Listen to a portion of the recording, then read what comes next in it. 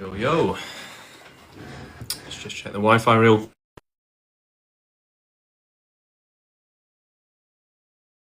All good in that category. All good in the hood. All right. Probably not a bad idea to start with the TikTok algorithm. It has to understand what I'm talking about so that it can start pushing it out. We're here to discuss the abolition of all suffering, and it's the most urgent thing possible for the world. There's nothing more urgent for the world or in the world than abolishing suffering, because what actually needs help urgently is life, right? We don't need to urgently build another Eiffel Tower. The Eiffel Tower doesn't have feelings, it doesn't have pain or desires. But the living life forms, the beings on this planet, in this world, those are the only things that are important. Okay, building a monument or a pyramid, it's just a waste of time. It doesn't help anyone. It's just completely useless. We should be helping the life on this planet, prioritizing it above all else. Right now, we just live in a selfish society where, people like the monuments, they like big, cool things, because they're just children, basically. They're thinking in an animalistic way, not a responsible way. So what is the responsible way to think? It's to say that we should be working towards the best world possible instead of just living in this terrible world and trying to exploit it for our own benefit, right? We live in a world of exploitation where it's like, right, how much can I abuse this world so that I can benefit? It's not acceptable. We need a world without suffering, without cruelty. Right now, okay, Tyler's asking, why animals? Animals suffer way worse than humans do, right? So, you're not being eaten alive in nature, whereas 99% of animals born in the wild will be eaten alive as children or babies in most cases. So, you wouldn't want to be eaten alive, Tyler. You wouldn't want, your mother to be eaten alive or your friends to be eaten alive. So extend that empathy to animals, okay? They are life forms, they're sentient, they feel pain, they suffer. That's all that matters, right? It doesn't matter if, they disagree with you or they look different or, you don't like them. No, the only thing that matters in this world is providing safety from suffering. We live in too dangerous of a world with too fragile of bodies and too cruel of a system, right? We live in a meat grinder, okay? We live in a meat grinder and we are at the top of the meat grinder, operating it and pulling the lever and killing animals, abusing them, abusing other humans as well. The world just runs on abuse, nothing else. It's just a big meat grinder. The vast majority of life born onto this planet would be better off not being born because it's going straight into that meat grinder, okay? They're not going through some sort of like normal life where, they get to make friends and have a good life, have a romance, have a girlfriend, marry her, grow old, have kids, and then die on the deathbed. No, most life born on this planet will die as a baby, getting eaten alive or starving to death, okay? So imagine you saw a baby being eaten alive. You'd probably think, oh my God, that's the worst thing possible. We have to help, right? And yet when it's an animal, suddenly you're like, that's beautiful. That's really cool. It's evil, basically. Stop being so evil. Stop supporting suffering. Stop finding ways to support suffering, to defend suffering, to justify suffering. That's what slave owners do. They say, well, the slaves, that they're better here than they were in Africa. I have to whip them really hard, but it's better than what they had before. No, just stop it. Just stop justifying and defending suffering and lives of hell. You have children begging for death, crying, screaming, being molested. And that's what you want, right? That's what you want to continue just so that others can have fun. That's the dynamic of our world. You have the unlucky ones and you have the lucky ones. The lucky ones are saying that all of this suffering should continue and that we should keep having unlucky ones who are getting molested in dungeons, eaten alive, tortured to death, born with crippling disabilities, brain damage, mental disabilities, right? Why should anyone have to live 50, 60 years of extreme mental and physical disability just so that you can have fun. Get the hell out of here with that disgusting attitude. There's no amount of suffering which can justify happiness. There's no amount of child abuse which can justify your ice cream. Hello, Hey, how you what's up? doing?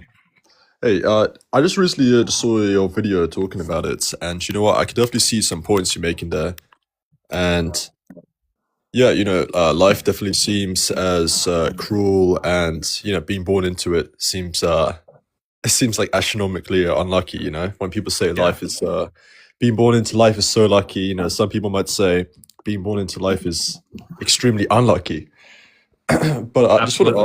But I just want to ask, do you think objective morality exists? Yes, I do. What makes you say that? I would say that it exists for rational people, basically. So, yeah, most people don't want to be moral. Over 99% of our planet doesn't want to be moral, right? So, when they're talking about objective morality, usually they're talking about it in the context of morality being subjective. So, we had someone comment on one of my videos today saying, well, ethics and morality, it's all in your head. So if you want to abuse children, all you have to do is think to yourself that it's okay and it will be okay. So that's what subjective morality means. It means justifying child abuse. Whereas people that want to be rational, want to be moral, are understanding that, suffering is extremely unacceptable, that child abuse is unacceptable. Whereas again, over 99% of the world is saying that child abuse is acceptable as long as some other children get to have fun and be happy. All right. Um, where was I going with this? No. But you say that objective morality does exist, Yeah. but I would say to differ, Yeah, right? again, but that's the people that, want morality to be subjective. They want to commit acts of cruelty and abuse so that they can feel better about it and say, well, morality is subjective, so I can do anything the hell I want. Well, not necessarily. I don't think Yes, people necessarily. exist Yes, just necessarily. The because. only people that care about subjective morality are those who are trying to escape from moral obligation to minimize it so that they can be selfish and not feel as guilty and tell themselves it's okay that, I'm being a selfish prick right now because morality is subjective. All right. I just want to move to another point. Um, What do you what if some people say, "Oh, I do want to live, despite all the suffering that I go through, I believe that it builds my character and it, you know, gives me something to be better about, Like Yeah, I don't yeah. necessarily want to cause harm to the planet, but I feel like me existing could benefit life in a greater way. Like Which life? Your life or? Well, I'm saying like some people, they exist to make life better, less suffering for all of us. Some people Oh, so exist to, some people should be forced to exist to help others, is what you're saying. This isn't well, going well for you, is it? Right? Your argument is predicated on oppression and cruelty, and there's no way to logically defend that. So you will always sound completely irrational and illogical when you're trying to defend child abuse.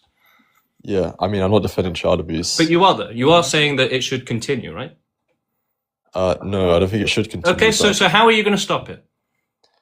well, I think good people, So basically, you have no plan. You're just good people will maybe do something. Well, that's not good enough. We're dealing with child abuse here. well, good people do something about it all the time. You Oh know. yeah, well, and it still happens though, right? So it's not stopping, is it?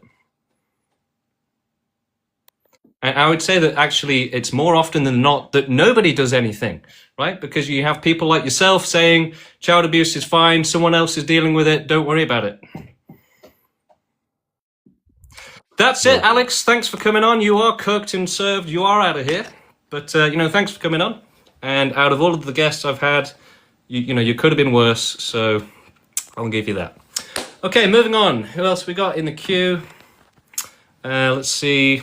Yeah, let's get some debates going. So join the queue. Let's do it. Hello. Hello. How's it going? So I'm doing good, and you? Good, good.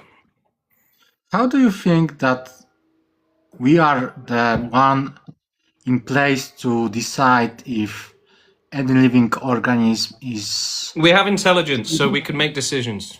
okay. So maybe instead of forcing the decision on the less intelligent, Which is what's happening right now when they're getting born, right? we could at So that's least already happening. So that's already happening, just to point that out. okay, Yeah. so maybe if they are so miserable and if they would choose death, maybe just let's give them the choice.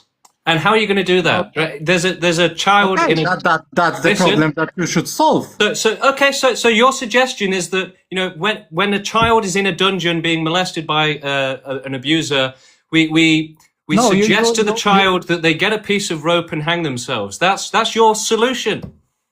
And your solution That's is it, just buddy. to- You're out of here. You're finished. You're done. Okay. Your solution is that children being abused should kill themselves, not that they shouldn't be put in abuse in the first place.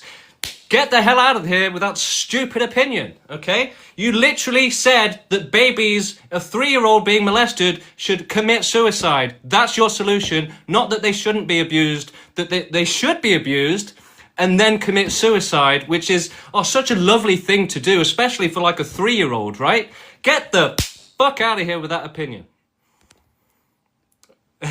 Don't worry, Cora. I'll be chill with you. But I want to keep the energy going, right?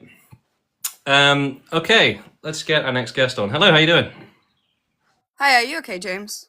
I'm good, thank you. Yep. Yeah. I've got two kind of points, I guess, I wanted to ask you. Mainly, as you said, it's to debate you. So it's more of a question based on your philosophy, I guess. First one is that if you claim that we are the intelligent ones, in comparison to other, animals or other non-human It's pretty obvious, right? animals. Yeah. Why is it us and everyone else and everything alive that has to go? Why would we have the kind of initial thought, or you, let's say that you are kind of the leader of this movement, why would it, how, isn't that kind of objective moralism? Like, isn't that thinking that you are the only I'm not really one who following has the it right? question here. Well, I'm kind of trying to, it sounds like you are kind of a paradoxical. So you're saying what gives me the right to make a decision? Well, Yeah. what gives a police officer the right to stop a criminal? So, you know, if we follow your logic, right, then walking past someone, molesting a child, we shouldn't stop them because what gives us the right? So we shouldn't, but police officers should. Is that what you're saying? No, I'm saying we should be moral people. We should actually try and help the world instead of saying, we don't have the right to help the world. Yeah, children are being abused, but not my problem. See you later. Right? That's what you're saying. But what if you are saying that we are the ones that have had this initial idea of being moral? Why would we then lean towards extinction if there is this hope? Like if you thought about What hope? well, this hope that if this is this idea of an extinction just came now, and this is how to solve all the problems in the like merit of how far our thought went, and if this is the best solution, why would we give up now? Why is this like? It's not about giving up. So extinction's not about giving up. It's about actually doing the right thing and actually helping and providing the only moral and ethical solution. Well, we would give up because after that, if we went through that plan, if we went with it, we're going to end up not being here and nothing will Right. be here. So I see what you mean about giving up, right? But, you know, children in dungeons being murdered, they don't care about you giving up. They don't care. No, they don't care about you giving up. They don't care about your selfish privilege. They need help and to not suffer. That's the priority. But so you think that the child would rather choose you taking their life over just the situation that they're in? Over what? Over what? Your fantasy? I think they would prefer reality over fantasy, yes. So reality is what you are saying. So you're literally advocating for a fantasy right now. Is that correct? No, I am saying if you are talking about children being abused and pretty much dying somewhere, so in a scenario, you know, in a third world country, let's say, where they are really close to death, you are saying that it's rather you who should take it away from all of them, all the situation that they're in. You are saying that it should be us, right? That we should just consciously Look, just quit all we the have a life. choice. We can either let children be abused or we can stop it, basically. It's simple, right? You can do nothing and let them get abused, or you can take action and help them. And you think that it has to also take everyone else's lives? That You provides keep on everyone coming, with the you same keep on safety, right? you keep on coming back to this like child abuse and all of this, and I understand where you're coming from, but I think that that's one of the reasons why Yes, people you're also you're don't. supporting that abuse by saying that they should be abused so that others can be happy at their expense. That's literally what you're saying right now, right? But that is the same objective moralism that you are talking about. If you are What saying do you that mean? you would What do you take mean? it, What do you mean? well, you think that I am justifying that suffering that they are going I through. know that That's, you that's are. not true. You just said that. You just said it. That's not true. I think that the It is. reason You just said it. You just said it. So don't lie, okay? You did say first of all, you did say that it's okay if some get abused so that others can be happy, right? I didn't say that. I didn't You implied say it that. heavily. I said. All right, let's get to the Okay. solution here. Let's move on. Well, What are you trying to say? I'm trying to say that I think that there is a hope in the. If you say that we want to, abolish suffering, we don't want anyone to be suffering, not animals, not humans. I don't think that the extinction is like a working solution in Okay, what's your aftermath. solution? Let's hear your solution. Well, I think that the solution is to maybe get, the society to progress in different ways where we don't have to be thinking of the world as a third world country. So like you the you first want a world. perfect world, Yeah, and I think that if you compare that and to in that perfect world, it doesn't matter if children suffer terribly. Is that correct? no, that's not what I said. But what kind of perfect world are you going to have where there's zero suffering for animals or humans? What do you mean? What specifically are you talking about? How are you going to achieve a world with zero suffering? Well, I think with hope of people that want to be in different parts of organizing this life and working towards a better being. Like I think not one This person. sounds like nonsense. This sounds like absolute vague, pathetic nonsense. There's no plan, no serious message here. I'm not hearing anything serious that I can actually work with. It's just, hey, maybe the world will get better. Okay, I mean, That's not good enough. You have children being molested right now. Just saying, maybe it'll get better is not good enough. if I'm the one who sounds negative in that way to you, I'm so sorry. I don't actually. Look, I don't I'm think saying you're that negative. life should not be forced to exist. You're saying it should, and that somehow, animals will stop eating each other. Every disease will be cured, and screw everyone that suffers in the meantime. But do you not think that there is a dichotomy in this? Like when you say suffering of animals eating each other, but you could compare that to us extincting us. That's also No, it's different. What? One of them Explain to me, has how is that suffering different? for the rest of time, and the other stops suffering and provides infinite safety for all life. It's very different. Well, you are talking about that's quit. All right, after that's it, once. Agatha. You're done. Okay, You're out of right, here. that's all right. You're finished. Cheers. You're finished. You're out. You're done. You're done. There's no serious arguments coming out of that. It's just, let's just do nothing and hope it'll get better, or let's not end suffering because that might cause more suffering. Let's not end child abuse because it might cause more child abuse. What on earth are these people talking about? Right, bringing up Tyler now. Hello, how you doing? Hello, how are you? Good. I've just got a quick question. I'm wondering how, like, with your pro-extinction movement, how are you gonna carry that on? Like, it's impossible to end all life. Why? Like, if there's reproducing Why? every How would second. a random person like you know what's impossible and what's not? I mean, wait, what is your aim of the pro-extinction movement? Okay, so you skip that question then, just dodged it completely. So the aim is the total abolition of all suffering, a world with no life and no possibility of life ever again. But are you wanting to achieve that, or is that just you wanting it? No, it's a serious movement. We're actually working towards it. It's very serious. Check out the website. I didn't even start this movement. There's dozens of us.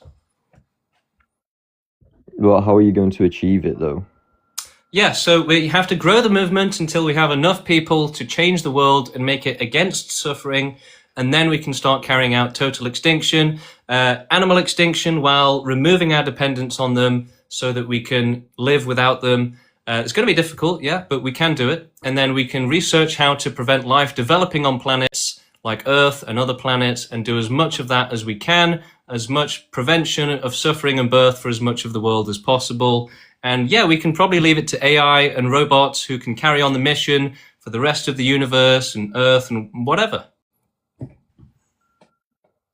All right, and are you expecting this to happen in this lifetime, or just like in like another lifetime? Good question. So realistically, it's challenging to see it happening in this lifetime, but you never know, right? It's possible. Anything's possible. Okay, all right, that's all I wanted to know. Thank you. Okay. Thank you, Tyler. Appreciate you coming on. Yeah, I am trying to keep up the energy a bit today, and I got a bit triggered making my last video, which I just posted before the live, about vegans and how vegans are just such massive hypocrites, and I was just getting really angry during that video. Right at the end of it, I get really angry. Okay, so let's move on to the next guest. Hello, how you doing? Hello. Hello. I'm good. How are you? Good, thank you. This is just my opinion, but shouldn't it just be like human extinction? Animals humans are suffer just worse making than Earth humans. out. Animals suffer worse than we do. Yes, but that's just natural. That's just Oh, like so you think that's good? circle of You like life. it when they suffer? No, You enjoy it? no, You but that's all you just smile natural. when you Like, see it? no, I don't. So why do you defend animals being tortured? Yeah, but they're Why do you like that? Why do you like it when animals are screaming in pain? I don't like it. I never But said I you're like saying it it. should continue. So you must like it, right? You must love the blood that No, seeps I out of the don't. children as they're dying, or what Not is it? children. I think humans should be extinct. I hate humans.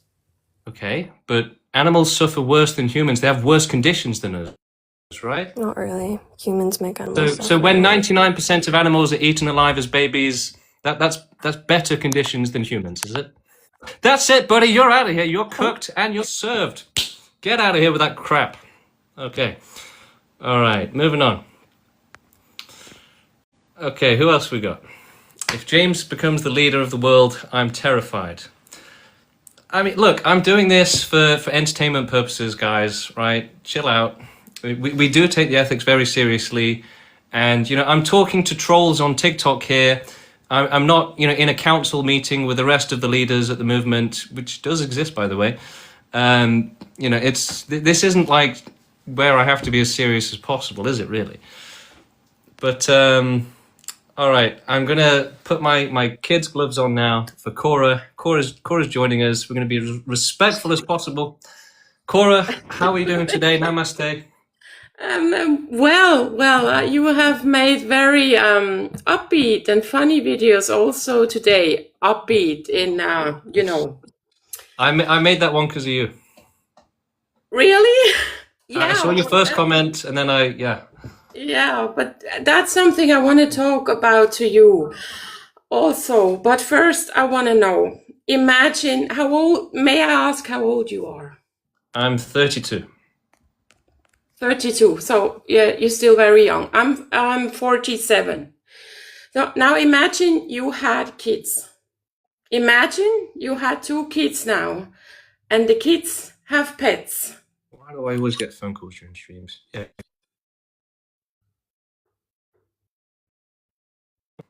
Sorry about that, Cora. Go ahead. And the Imagine kids, I've got 2 kids, right? I've got 2 yes, and children. the I've got kids have pets. Jill and Jill. Maybe you have a cat and a dog. Okay. Would you then go someday, or would you go during these children still being small or being even teenagers and take these pets away from them and kill Yes. them, basically? Yes. Animals shouldn't be in danger, right? But your kids love these animals and you will absolutely break But their but heart. animals don't deserve to be toys, right? There are psychopaths. There are psychopaths that tell the story that their parents killed their favorite pets and they became psychopaths. Right, I mean, you but can look, this is out of ruin compassion, out of someone responsibility. psychologically. Look, Cora, animals are not toys. They're not something that you should just use for fun and entertainment, and they do suffer terribly, right? You know, I have lots of animals in my life, around the different houses in my community and stuff, and yeah, they suffer terribly, and I can see that when they're not getting human attention, they are suffering. Okay. Yes, but not your pets. Not your pets. You can look. Your pets have a good life. What's more important? What's more important for the animal? Is it to be safe or to be having maybe some fun? Now, if you have your children, you can't undo the fact that you have 2 children. Then you, of course, You can. you don't want them to turn into psychopaths. You don't want to break their hearts. You don't want to make life even more miserable. Well, exactly. We should tell them, look, this is the right thing to do, and therefore you should be proud that you're doing the right thing. Providing safety for life is the most important thing. So yeah, we shouldn't, you know, pretend that extinction is a bad thing. We should absolutely cheer it on and teach it to everyone that life is a bad thing and that non-existence is the better thing. We live in a dangerous world where you have the unlucky ones and the lucky ones. So by, you know, going against extinction, you're saying that the unlucky ones deserve to suffer so that, you know, you and your kids can have fun at their expense. Yeah, but that's also a problem I want to discuss. It's the good versus evil thing. Do you know the BITE model by any chance? No. By Steve Hassan. This will help you what is a cult and what is not a cult. So to say we are the good, the others are the evil is very, very culty. I'm a very vulnerable person. I know that. You are a very handsome, young, privileged man. You know that. You can draw in loads of completely damaged people. I say I'm a damaged woman. Of course, I'm attracted by that. I'm also attracted by the extreme stance. The extreme stance is something that attracts people. But this good versus evil, this putting words into people's mouth they didn't even say, it's too much for me. Well, you know, it's that's what they did during the slavery abolition in America, right? They had to say, yeah, you're benefiting from slavery. You know, you might not own these slaves, but you're benefiting from it, and you should feel bad, right? So we have to start making people feel bad and guilty because they are doing the wrong thing, right? I just want to inform you, it's a technique that cults use to gain their victims. Okay, but you know, we don't care if people call us a cult. Also, of course, the charm, the lure, the allure you have, and there's more. Yeah, you never talk about emotions. I think you cannot imagine how it feels to have kids. I can. I as an empath, I can actually understand what it's like for other life forms. Yeah, but I don't think you can. You couldn't just go and explain to them it's better to kill all animals, because. Well, look. Your problem here, Cora, is that I've said in one of my videos that we would euthanize all pets and take them away. Okay, so look, here's the thing. You still don't get the point, which is that life is a bad thing. Being alive is the problem. Being alive in a dangerous world is the problem. It's not just about the lucky ones and the unlucky ones. Even the lucky ones are in extreme danger where they can become trapped in a life of hell, begging for death, wishing they'd never been born. So everyone is in that danger right now, and total extinction provides safety for everyone, okay? The thing is, you can't predict who's going to be the unlucky one. You know, even billionaires can come down with disabilities, can die, can become crippled, right? And trapped in lives of hell. And, you know, how many people and animals become mentally disabled with brain damage, in chronic pain and confusion and terror. and they're denied euthanasia. Okay, euthanasia is banned; it's not given to them. So society is saying, just suffer terribly, and just you're trapped in that for the rest of your life. Deal with it. Right, that can happen to anyone and any animal so at any time, and it's not acceptable. I'm so sorry about this, James. I see also, of course, there's no way to debate like this. It's a fact and it's true. And nobody wants this. Nobody who has children and says, maybe let's not kill everybody off.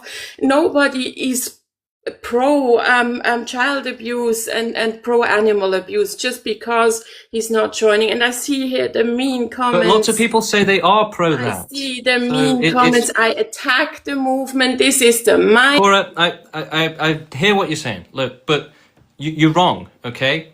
Every single time I stream, people come on and say child abuse makes you stronger, animal abuse makes us stronger, it's a good thing. So you are wrong, okay? And life is the problem. Being alive at any point when you're in danger of being trapped in a life of hell, that is the problem, okay? So being alive is the problem when that means that you're in extreme danger. So, the thing is that for those who do get trapped in that, they would have been better off not being born. And so birth is the ultimate harm to them. Life is the ultimate harm. The constant risk over everyone's heads of being trapped in a life of hell is the ultimate harm.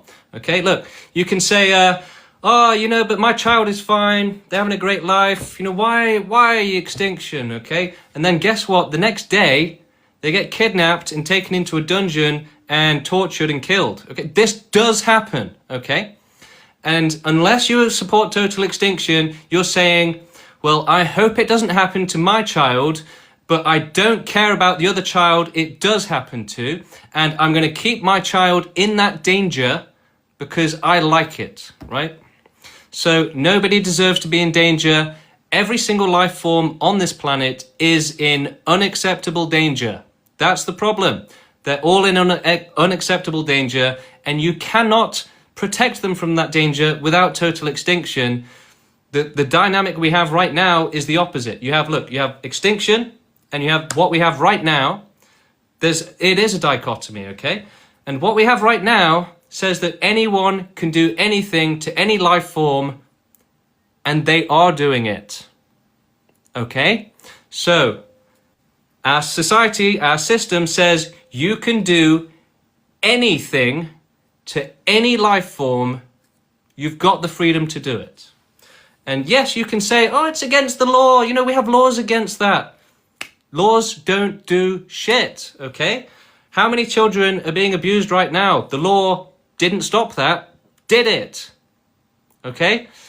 So that's our system. It's essentially, one way I like to kind of picture it, actually, is that, imagine this is the world, okay? And, this is the world, and the linchpin here at the bottom is all of the sufferers and the victims being tortured so that the world can exist, okay? The world literally existing depends on child abuse, animal abuse, the worst suffering, the worst lives ever lived, okay? Again, think of it this way, Cora. Would you condemn the person or animal who lived the worst life ever in all of history? Would you condemn them to live that again?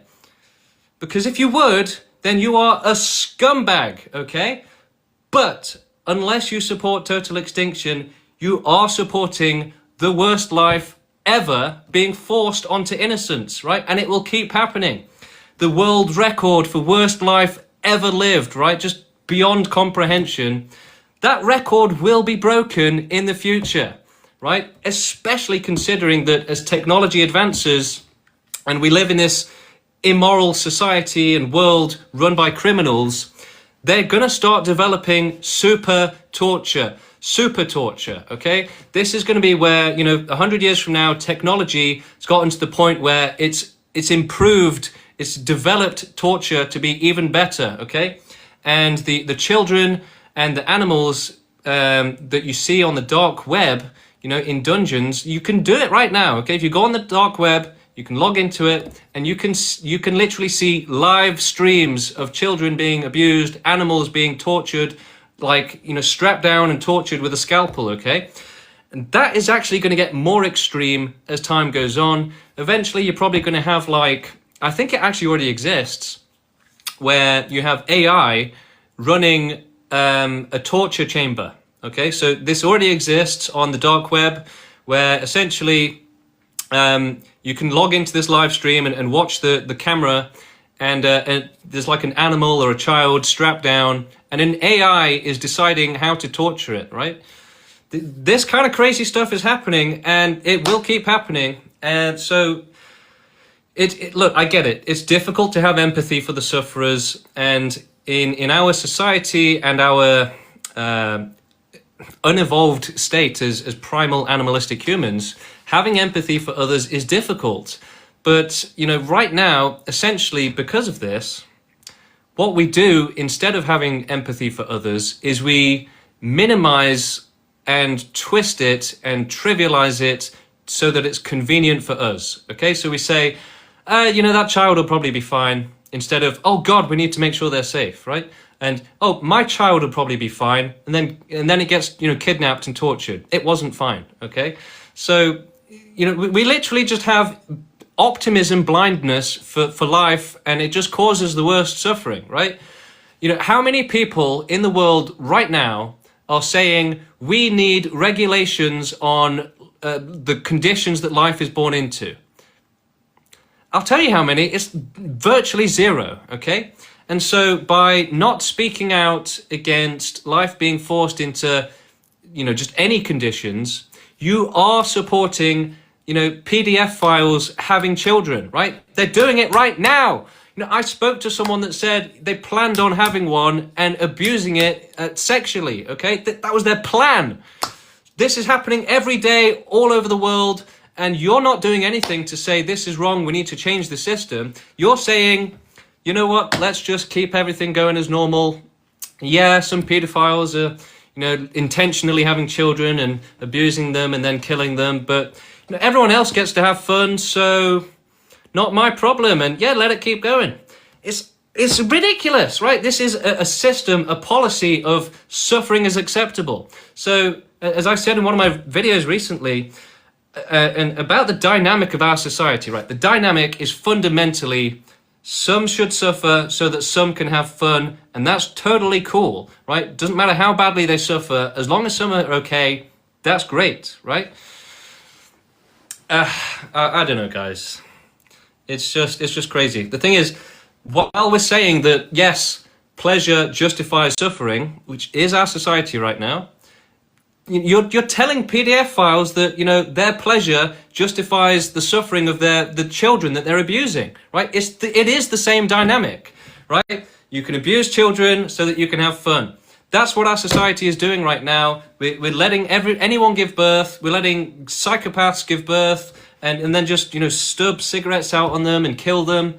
It happens every single day. Wake up, people. This isn't a joke. This isn't a fantasy. I'm not making this up. This is real life, right? We live in the worst possible of all worlds, and we are literally saying to criminals, yeah, you can have a child and do whatever you want. Prove me wrong, okay? You're not going out there and campaigning for to have a license to have a kid, or for better conditions for life to be born. We are saying that doesn't matter what the conditions are, don't care. And that's why PDF files are having children. And they will keep doing it. I talked to someone that said they were planning on doing it, someone on the internet. I don't know them in real life, but people are doing this, right? There's probably thousands, if not millions of men right now that are genuinely planning on having children so that they can abuse them. And then, and then you've got all of the ones that aren't even thinking about it, but will abuse them anyway.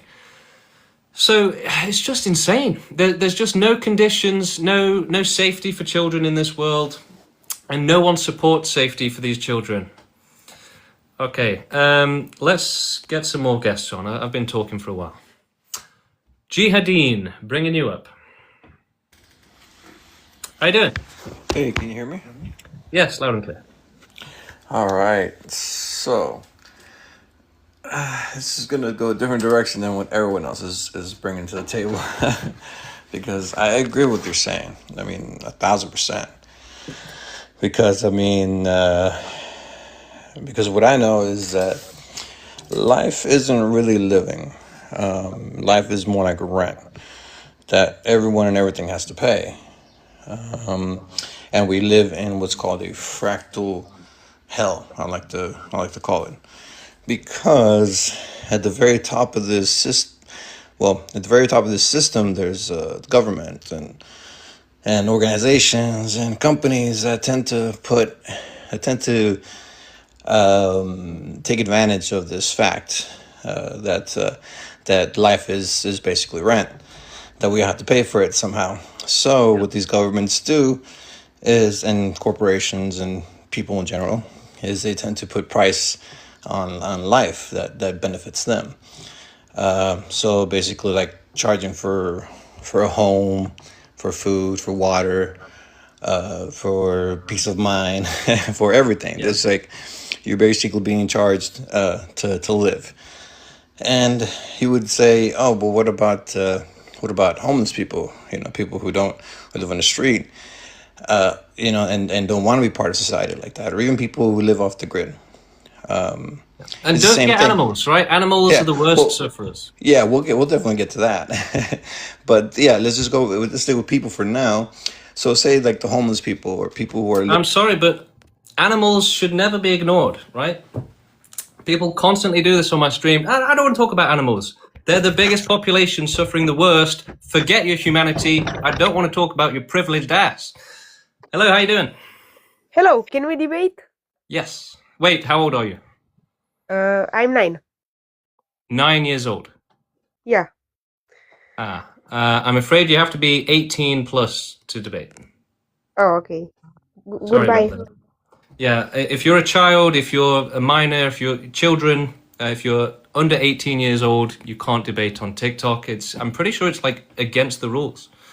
Yeah, they didn't sound 9 to me, but that's what they said. All right, so the queue is currently empty. I'm hoping to do some debates, some conversations. Let's hear it. Let's get you on the stage. Let's hear your thoughts, your questions. Okay, we got someone. Oh, and I do reserve the right to kick people if they're like, oh, we'll get to that. Yes, half an hour later, I plan on getting to that. Not going to happen. Hello, how you doing? Hello. I'm doing great. I just wanted to debate you about this mass extinction thing you're doing. Okay, yep. I think it's actually you're trying just to it's just going to extinct our race. So you're trying to kill us, everyone here. I mean, you talked earlier about child molestation, that some people just get children to molest them. Yeah, that's a nice thing. No, not a nice thing. That's a right thing. My bad. That's a right thing that you said. But like, it needs to be regulated by another rule. Like they need to start looking after there is no regulation, right? We already have regulation. The law says you can't do it, but people do it anyway, right? So there is no law in this entire planet that people respect. They just break the law. They don't care about it. So the law is not good enough. Yeah, but like that's the law problem. That's not a problem that should be addressed with max extinction. So What do you mean? What? Say that again. What are you talking about? I think that's a problem that shouldn't be addressed with max extinction. Should be addressed with more controlation about childbirth. Instead of not. Okay, but what sort of how is that going to help animals? I mean, animals have normal instinct about making children, so I don't think. So animals always make perfect decisions when it comes to children. Animals have a natural instinct that and we don't. Yeah, we don't, but like we. What do you mean? What do you mean we don't? We don't, but like we need to keep persistent. What on earth are you talking about? I'm talking about like that animals need to keep their species alive, so they have natural instinct. Why do they need to do that?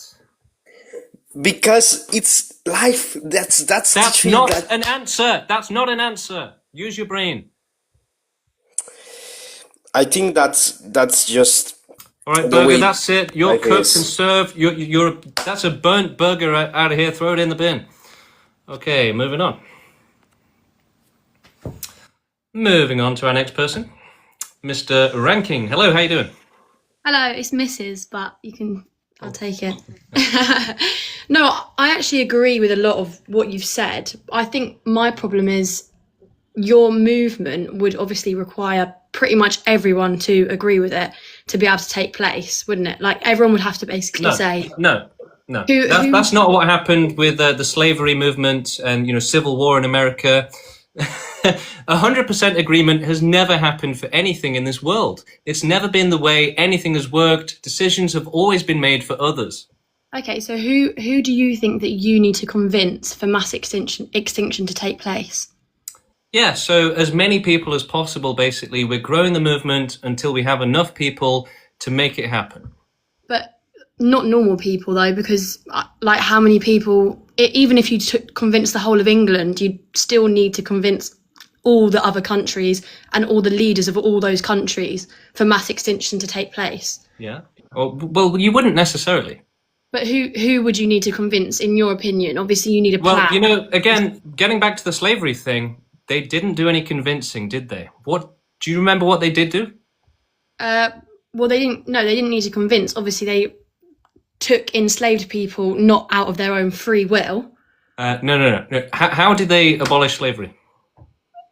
I'm not really very good with history, obviously. They did it by force. They had a war to do it, okay? So they didn't go about convincing people and saying, oh, please free the slaves, please, whenever you feel like it, or, just whenever you want, though, whenever you want. Yeah, so no, they didn't do that. You would want mass extinction to take place by force, the same way. Yeah, it has to be done. We have to defend the victims of suffering with force, otherwise force will be used to make them suffer. I agree, but so how many people do you need to do this by force? Because you're going to more, even if like the way there's you're no saying, exact number. There's no exact number. With slavery, right? there was a lot of when people they started that needed the slaves. anti-slavery A lot of people movement that were in America. When they started the anti-slavery movement in America, they didn't have an exact number in mind. They knew that they just had to do everything that they could to make it happen, and they were successful. Yeah. So, of course, yeah, they were successful because obviously it's an idea that is much more easily, like, a lot of people can see why slavery was bad. So I think you'd have a harder time convincing people to end their own life, basically. That's We're what not you've got to asking convince anyone to people do of, that. they need to end. We're not asking anyone to do that. What are you asking people to do then in mass extinction? They're not going to survive, are they? So it's about creating a universal system with non-discrimination for as much life as possible, to prevent as much life existing as possible, for as much of the world as possible. So that means that we have to start with animal extinction on Earth while removing our dependency on animals, then researching how to prevent life from developing on Earth and other planets if we can. We might be able to leave that job to AI and robots, and then make humanity go extinct as soon as we've done everything that we can. Okay, that is just why I literally just joined this live and I've just been listening to what you've been saying now, so I didn't understand that's what you meant. Okay. So your idea would be that we would get rid of all the animals and then basically not allow anyone to procreate. Well, we need humans to keep procreating until we've done as much as we can to provide safety for life from this world. So yeah, once we've stopped, once we've done everything we can, we would most likely make humanity go forcefully extinct.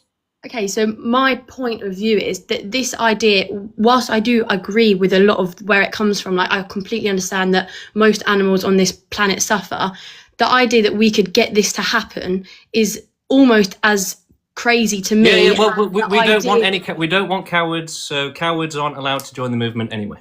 No, yeah, but I'm not. Yeah, that's it. You're out of here. You're done. So if you're not willing to fight for what you believe in, you're out of here. All right, let's get our next person on. Okay, hello, how you doing? Hello, I'm good, thank you. How are you doing? Good, thank you. Good. First off, it don't matter what I think. I mean, this movement is impossible you are never going to be able to kill that many people and animals. Like, it's just Why not? impossible Why to not? get all the people to Why? agree to Why? it. Well, let's hear your People reasoning. will not agree to die. Your audio is really bad, by the way. Yeah, I know it's a bit shit. Well, look, the thing is, those of us who actually care about other life forms and don't want them to suffer, we're going to take action. Everyone else is just going to keep watching Netflix and finding excuses for not doing anything, and say, oh, well, the suffering's not that bad, is it? Child abuse isn't that bad. We don't really have to do anything about it. Well, you guys can keep doing that, and we'll get on with being responsible. Okay, moving on to our next guest, Goofball. Hello, how you doing? Hi. Hello, Hi. can you hear me? Yes. Okay. I almost never do this. So, my question is there's so many different kind of animals. I mean, even bugs. There are more species of beetles than there are people around. Yeah. How exactly are we gonna go about making stuff like that extinct? Yeah, well, when we control the whole planet and we've got, billions of years to do whatever we want with exponential advances in technology and science, it's not going to be that hard. We'll be doing it by euthanasia. It might take the form of a gas or something. We have to research what the best way to do it actually is, right? So we don't have all the answers right now. We need to develop the proper answers. Okay, so so I just think personally, I think the whole extinction idea is just kind of impossible. Why? When you Why? look, Why? hold on, let me Do you finish. not think that millions of Hold on, years honey. of, extremely advanced future Hold on, hold technology on. is going to make it easier? I just think in No. current Can you times, answer it's that just, question? huh? Sorry. Do you not think that millions of years of, insanely futuristic tech and science is going to make it very easy? I mean, I'm not too sure about that kind of So you stuff, don't think, but look, we've had the internet for 30 years, okay? What do you think it's going to look like a million years from now? I'm not too sure. I mean, I can But only but yeah, imagine. you can Probably, at least say, yeah, it will be much easier than we can currently conceive of, right? I guess. So. Right. Well, there you go. Let's So just say, you're let's just say limiting your yes. thinking to today's technology, right? But It's like when someone here's says we my should cure cancer, you wouldn't say, well, we don't have the cure, so don't try. here's another question. Okay, so my main question is what gives us as humans to look at stuff like animals and say, oh yeah, you deserve to go extinct. You deserve to Intelligence, just yeah. So die. we can use our brains to see if it's okay or not and make a decision. But again, if you look at our planet's history, you'll see things like the Great Dying, which The what? kill the Great Dying. This was a really bad extinction that took place millions of years ago. It was caused by a volcanic, just a volcanic. Okay. But it Really didn't cause bad. total extinction, though, did it? It almost did. But it didn't. 99.9%. But it didn't. Yeah, it's because life is resilient, and I've learned that when you take a look at Earth's history, Okay, do you want to get your realize point? Are you making a point here? Earth life is Okay. resilient, and I think all you guys don't Got it. realize Thank you for that. coming on, Goofball. Your doubt in humanity's ability in the future is resilient. Okay, let's move on to our next guest, Mr. Noon. Hello, how you doing? Hello, I'm good. How are you, James? Good, thank you. James, I just wanted to let you know that 99% of the life forms do not actually experience suffering. How do you know? I'm a doctor myself. Just to Not a very good one, then. We all suffer. Well, Everyone suffers. let me tell you something. So, in terms of Strike pain, one. in terms of pain, most plants, insects, they don't have the receptors required to feel pain. That's one thing. For example, insects have nociceptors, so they don't feel pain. They feel pressure or some other neurosignals to. Oh, some sort. Also, you don't know. You don't know. You're talking It's called from ignorance. nociceptors. It's not the same pain. You're It's not the being. same This pain. is called optimism bias. It's where we say, "Hey, it'll be fine." Just let's assume the best instead of assuming the worst and actually being responsible. It's about being as irresponsible as possible. So explain to me. As a doctor, you should understand the concept of trying to, think of the worst case scenario as it's your responsibility to do so. If someone comes in with a child and they're covered in bruises, would you say, it's fine, don't worry about it? So I'm not denying the fact that mammals, including humans, feel suffering and pain. But what I'm telling you is that 99% of the life forms, like insects, fungi, But you bacteria, just said you don't plant- know. So you're I'm telling you, what making do an you mean by assumption. suffering? You're doing exactly what I just said. You're being irresponsibly optimistic about it so that you can be lazy. In order to feel suffering, you need consciousness, you need awareness, you need a brain. You just a said developed that they brain. feel other types of sensations, so that means they can suffer. Pressure, How do you you know said, that? right? I wouldn't want to feel, excessive pressure. What I mean by pressure is that the nerve signals that they get is different from pain. It's not I don't the same care as if it's C fibers different. that It we can have. still go wrong. It can still make them suffer potentially, right? There's lots of different types of insects, okay? So I don't want to hear your excuses for why, animal suffering is okay. We should say, no, let's protect animals instead of finding excuses for why their suffering shouldn't concern us. So As a doctor, you should be thinking, how to provide as much safety instead of as little safety as possible. What you're doing right now is saying animals are fine, forget about them, their suffering's not a problem. That's not what a doctor should be doing. You should be trying to understand how they could be suffering terribly. What you're asking for is ending life on the whole planet. What I'm telling you is that most of the planet, most of the life forms on the planet do not have the same, let's say, nerve input that we have. So that means that the ones that do suffer, that's okay then. The children being abused right now, that's okay. We need to protect them, but you're not going to manage to end their life. They're not being protected, right? You're not doing anything to protect them. We're getting better. What are you doing? What are you doing? We're getting better. You're doing nothing, right? You're just going to say, maybe the world will get better and do something. That's not good enough. Well, if you compare the statistics with I wouldn't want to have you as a doctor. I'd be like, I've got this problem, and you'd be like, nah, it's probably nothing. Yeah, you're probably not actually feeling pain. Get out of my doctor's office. Jesus, what a terrible doctor. Imagine that, right? If you've ever been gaslit by a doctor, that guy would do it. All right, hello, how you doing? Hello. Good, thank you. I have one question, because this is really difficult to eliminate all humanity. Can we start basically to eliminate pain, like pain receptors and everything like that? No, we can't, because pain is necessary for life. Without pain, life gets even worse, because then you become disabled, you don't know when you hurt yourself, you cannot function or survive without pain. Okay, that's all. Thank you very much. Thank you for coming on. Dziękuję. Okay, let's see who else we got. All right, the queue is currently empty, so, looking to get some good debates and conversations going, to get some more interesting people on. Now's your chance to come up to the stage and have a conversation or a debate. But yes, people are always trying to downplay suffering in the world, specifically to a point where it's comfortable for them, right? So what about all of this abuse? Well, animals don't suffer. Insects don't feel pain. What about the ones that do? What about the animals that are feeling pain? No answer for that, right? It's like, instead of focusing on the sufferers, they just find a way to not do that.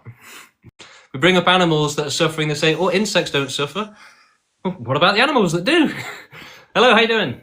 Okay, I agree with it in principle, but it's never going to happen. Well, again, we don't want cowards in our movement that won't fight for what they believe in. That's the worst type of person, the worst hypocrite possible. We would never want them in the movement. Anyone that says anything stupid like that, you're out of here. Okay, let's see who else we got.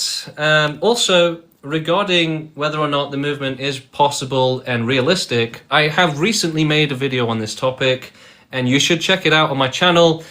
It's probably like 10 videos ago or something. The title is Why You Should Trust the Pro-Extinction Movement Will Be Successful. And it's a 13-minute, in-depth, extremely deep dive on why you should trust us. And, we're not just some random clowns on the internet making videos. We're doing scientific research every single day. We're doing high-level stuff that behind the scenes, I get that I'm a TikTok personality, but I'm also a lot more than that. And so is our movement, right? We're not just random people on the internet shouting for death or anything.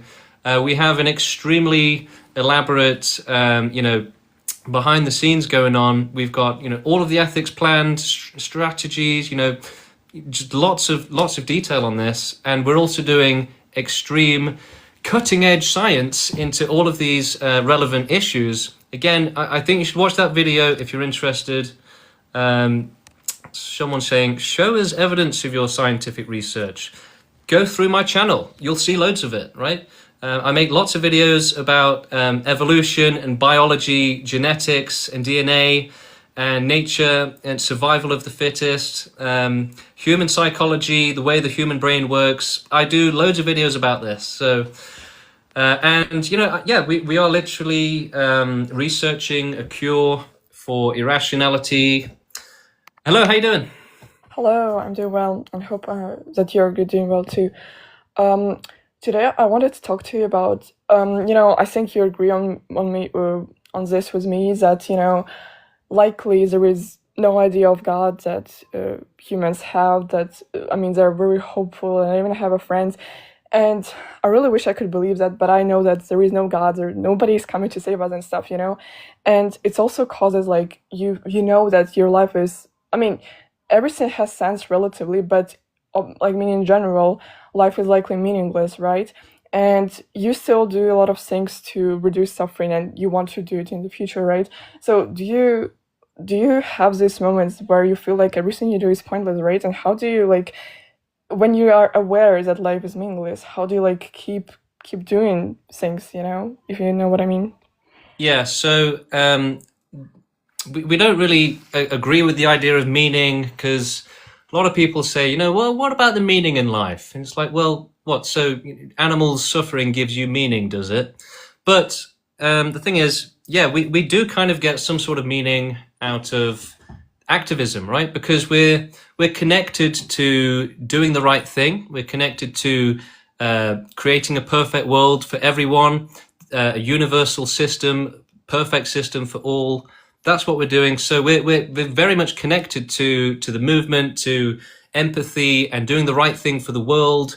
And that, we're also motivated by the suffering of the victims, right? So what does it mean to be an empath, to be empathetic, or to be, again, not empathetic is probably not good enough of a word. I guess you have to call it an empath. To be an empath, or a selfless person, I guess, means that you care about others more than you care about yourself. So, let's say you sat around doing nothing, you start to feel all of the suffering in the world weighing down on you, and you know that you can do something about it, and you should be doing something about it, and that they need you to do something. So, in the same way that if you tried to sit still, knowing that your mother was bleeding and in pain and needed your help, you'd start feeling bad, right? You'd start feeling guilty, okay? Like, oh, I should probably do something. That's the way we feel about the world and how terrible it is, and all life. So that empathy extends to the entire world, including potential life, and it will never go away. Essentially, we will always fight for every last victim, even if we abolish suffering for every single last life form, but there's still one left. We'll still be, 100% committed to giving 100% selflessly to help them, and we will still feel their pain, almost more than we feel our own, essentially. So we're motivated to help others, and I guess you could say that's the closest we get to meaning. Right. Okay. So for you, it's mostly the activism and the thing that you're doing right now. It's like the main meaning. I get it. Right. But also, I feel like, as we know that, we say that, giving birth to children is immoral, right? Because you yank people into existence when they never asked for it. But I just wanted to clarify, do you think that we should still keep giving birth to people so that we can, like, finish Yes. the animal suffering, Yes. and only then we can... Yeah, exactly. Yeah. So would you say, like, if a woman decides, or another woman, like even a man, doesn't matter, decides to not have children anyway, would you say it's like immoral or something, because we should do it just later or something? So in our movement, we do support, you know, giving birth, but we understand that that can take away from your time and, you know, make life too difficult for you to have a child. So what some people in our movement are doing, and what we encourage, is donating sperm, and I think women can donate eggs as well. That way you can have, you know, hundreds or thousands of children, and Oh, you don't right. have to Okay. lose all of your personal time. Right. That makes sense. But it's still kind of a little bit conflicting, you know, because you still bring like people Well, into no, the world. because that child would have come into the world anyway. So the only difference is Yeah, that they're more that's likely true. to be a good person. Yeah, that's true. That's what I think about, because sometimes I think like, okay, sometimes I wish, even though I have a good enough life, I'm more lucky than many people. Sometimes I still wish I wouldn't exist at all, because I wouldn't have to deal with school and things like that, right? But then I'm thinking, then I likely would have been something else anyway, and then I'm a learner as a human, you know. You cannot really predict this, so yeah, okay, I got it. Yeah, thank you anyway. Yeah, join on the website, Yeah, bye-bye. proextinction.com. Link on my profile you can click on, and you can read all about us on the website, and join the Discord, join the WhatsApp, join the movement, and start doing peaceful activism with us to grow the movement until we have enough people to change the world, make it be against suffering, and then carry out total extinction. The world needs changing anyway. It's run by criminals and billionaires. So, yeah, you know, it should be taken over by people that want to run it in an ethical way. That's all we're advocating for. All right, moving on to our next guests. Let's bring somebody else on. Zalev is coming up now.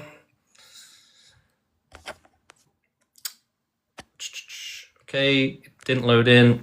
Dave Claymont is asking, what do you do for work, James? I'm actually unemployed, but I've kind of put my eggs into the TikTok basket, because once you get to 10,000 followers on TikTok, you start earning money off of each video, each view. And I'm like, you know, very, very close now to 10,000 followers. So thank you for everyone for joining me, for following. I should get there either tomorrow or something, 10,000. And then I believe it's something like every million views, you get something like £200 or £300. So, you know, I've recently made some videos that went viral, got like 500k views. You know, if I could do more of that, then I can actually start to make money out of this while doing activism at the same time. It's the best of both worlds. So that's my plan. Hello, how you doing? Hey, what's up? Yeah, good. Do you have any questions for us? So I just have like I don't necessarily disagree with you, but I have a couple objections. Okay. So first of all, what do you think? Since basically your premise is that suffering is just inherently bad, right? Yeah. What do you think about like people who enjoy like stuff like BDSM?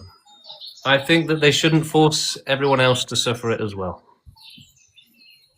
Okay, but doesn't that say something about suffering not being inherently bad and being something subjective? No, it's just an exception to the rule, really.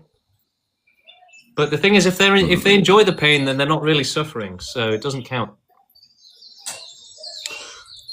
So instead of extinction, couldn't we like somehow engineer humanity in a way that it enjoys suffering instead, just like those people do? No, there's no way to do that with a perfect system, and there's no way to do it for animals either, right? Animals suffer way worse than we do. The thing is, you would need to create heaven for life to exist in safety, right? There's no other way. So you can create, have safety for all life without magic using extinction. But there's no way to have safety for all life without either magic or extinction. So magic doesn't exist, extinction does. We'll go with the one that does exist, right? Okay, so that was just a fun experiment, like an idea, a thought experiment. My actual, like, solid proposition, I would say, is: have you been a gamer before in your life? I've played video games, yeah. You do play video games, right? I occasionally play Fortnite. Fortnite. Have you ever played like solo video games like Dark Souls? Is this stuff like going that? somewhere? Yes. My point is that most of people, because when I took the example of BDSM, you said it was a minority, and I agree. I can see where you're coming from. But when we use the example of video games, you see that a lot of people actually enjoy video games where there is struggle. And if you give them an actual video game, there's like an utopia. The thing Most is, of people aren't interested in playing that but game. Zalev, the problem is, we don't live in a utopia, and we don't live in a world where everyone can benefit from suffering. Okay, so most life that does suffer doesn't benefit from it. When you find out you've got terminal cancer, you're not like celebrating, are you? But why do people enjoy those kind of video games when they have the choice between the two? That's just the way people are, right? It's not relevant. Why isn't it relevant? Because people playing video games has nothing to do with animals suffering in nature or children in dungeons. I agree. I agree with animals. Look, I'm also like a very huge animal defendant. So if we agree from the POV of like animals, I'm gonna agree with you 100%. But I'm more talking about humans here, where I see this humans nuance suffer as that well, right? Humans are actually animals. Humans are animals, and humans are just as capable of humans suffering. have this ability to somehow enjoy struggle and suffering, and we have like No. with like video games. Look, a child being abused to death is not enjoying the suffering, and they're not benefiting from the suffering either. So Zayla, thank you for coming on, but your idea that everyone benefits from suffering at every time is incredibly misguided and naive. A child that gets murdered, where's the benefit there? The murderer benefits, right? If that's all you care about, then you should be cheering on the murderer and, yeah, they're getting to benefit. Yeah. That's the only benefit, right? For the selfish oppressors, right? That's what you're cheering on. Child that gets murdered or dies from an illness, where's the benefit? There is zero. So stop living in this fantasy world. All right, let's get our next guest on. We've got Lars de Lut Redden. Trying to load them up. Hello, how you doing? Hi. Can you hear me? Yes. Yes, okay. So I can tell you there are different levels of suffering. Yep. Of course, you take the extreme one with a child being raped, etc. That's not even the most extreme form. And I can tell you I suffered a lot in my life. Okay. And I have various mental illnesses. And I still had joy in life despite the illness. You got lucky, yeah? No, I'm not lucky. Well, you are lucky compared to the unluckier ones, though, right? So now I tell you, No? I had LASIK. Dodging that question? What? Yeah. No. You Yes, dodging I it? was. Yeah, true. I was lucky. Yes, true. Yes, you got lucky. Now, okay, now I tell you something. I got LASIK eye surgery 2 years ago, and this completely ruined my life. I never thought suffering like this is possible. I got chronic neuropathic pain, and I'm suicidal. I lost my child, my 6-year-old child. She's in a foster home because I can't take care of her anymore. I'm in excruciating pain every single day, and I'm surviving from day to day. So I know what suffering means, okay? Okay. So, but still, I wouldn't say because I suffer, everybody should go extinct. But it's not because you suffer. It's not because you suffer. That would be selfish. That would be very selfish. But isn't it selfish that you say we have to end suffering? No. It's the most selfless thing that you can do. The most selfish thing that you can do is say that we shouldn't abolish suffering. No, of course I'm suffering myself. Of course, Yeah, but the world doesn't revolve around you. Okay, stop being so selfish, right? Wanting to help others is not a selfish thing; it's a selfless thing. Yeah, but you want to like extinct also people who have joy in life, because there are people who enjoy life. So you think that people should get to have joy? So you think that let's break this down. So you have one person having joy, and then you have another child being raped every single day and then murdered. You think that's a good balance? No, but you making a connection where there is simply not a connection. How? Total extinction means neither of those things, right? So there absolutely is a connection. What the hell are you talking about? No, there's no connection between a child being raped and suffering and a child who has a happy life. Well, and no, not, there is. and- You're wrong. You're wrong. You're absolutely wrong, because that is the situation we have right now. And you just said, right, we shouldn't do total extinction to solve that problem. So that's it. You're done. You're out of here. You're being dishonest, okay? You're being intellectually dishonest, because that's just you're just lying, okay? So yeah, I'm sorry that you're suffering, but you don't get to say that other people should keep suffering.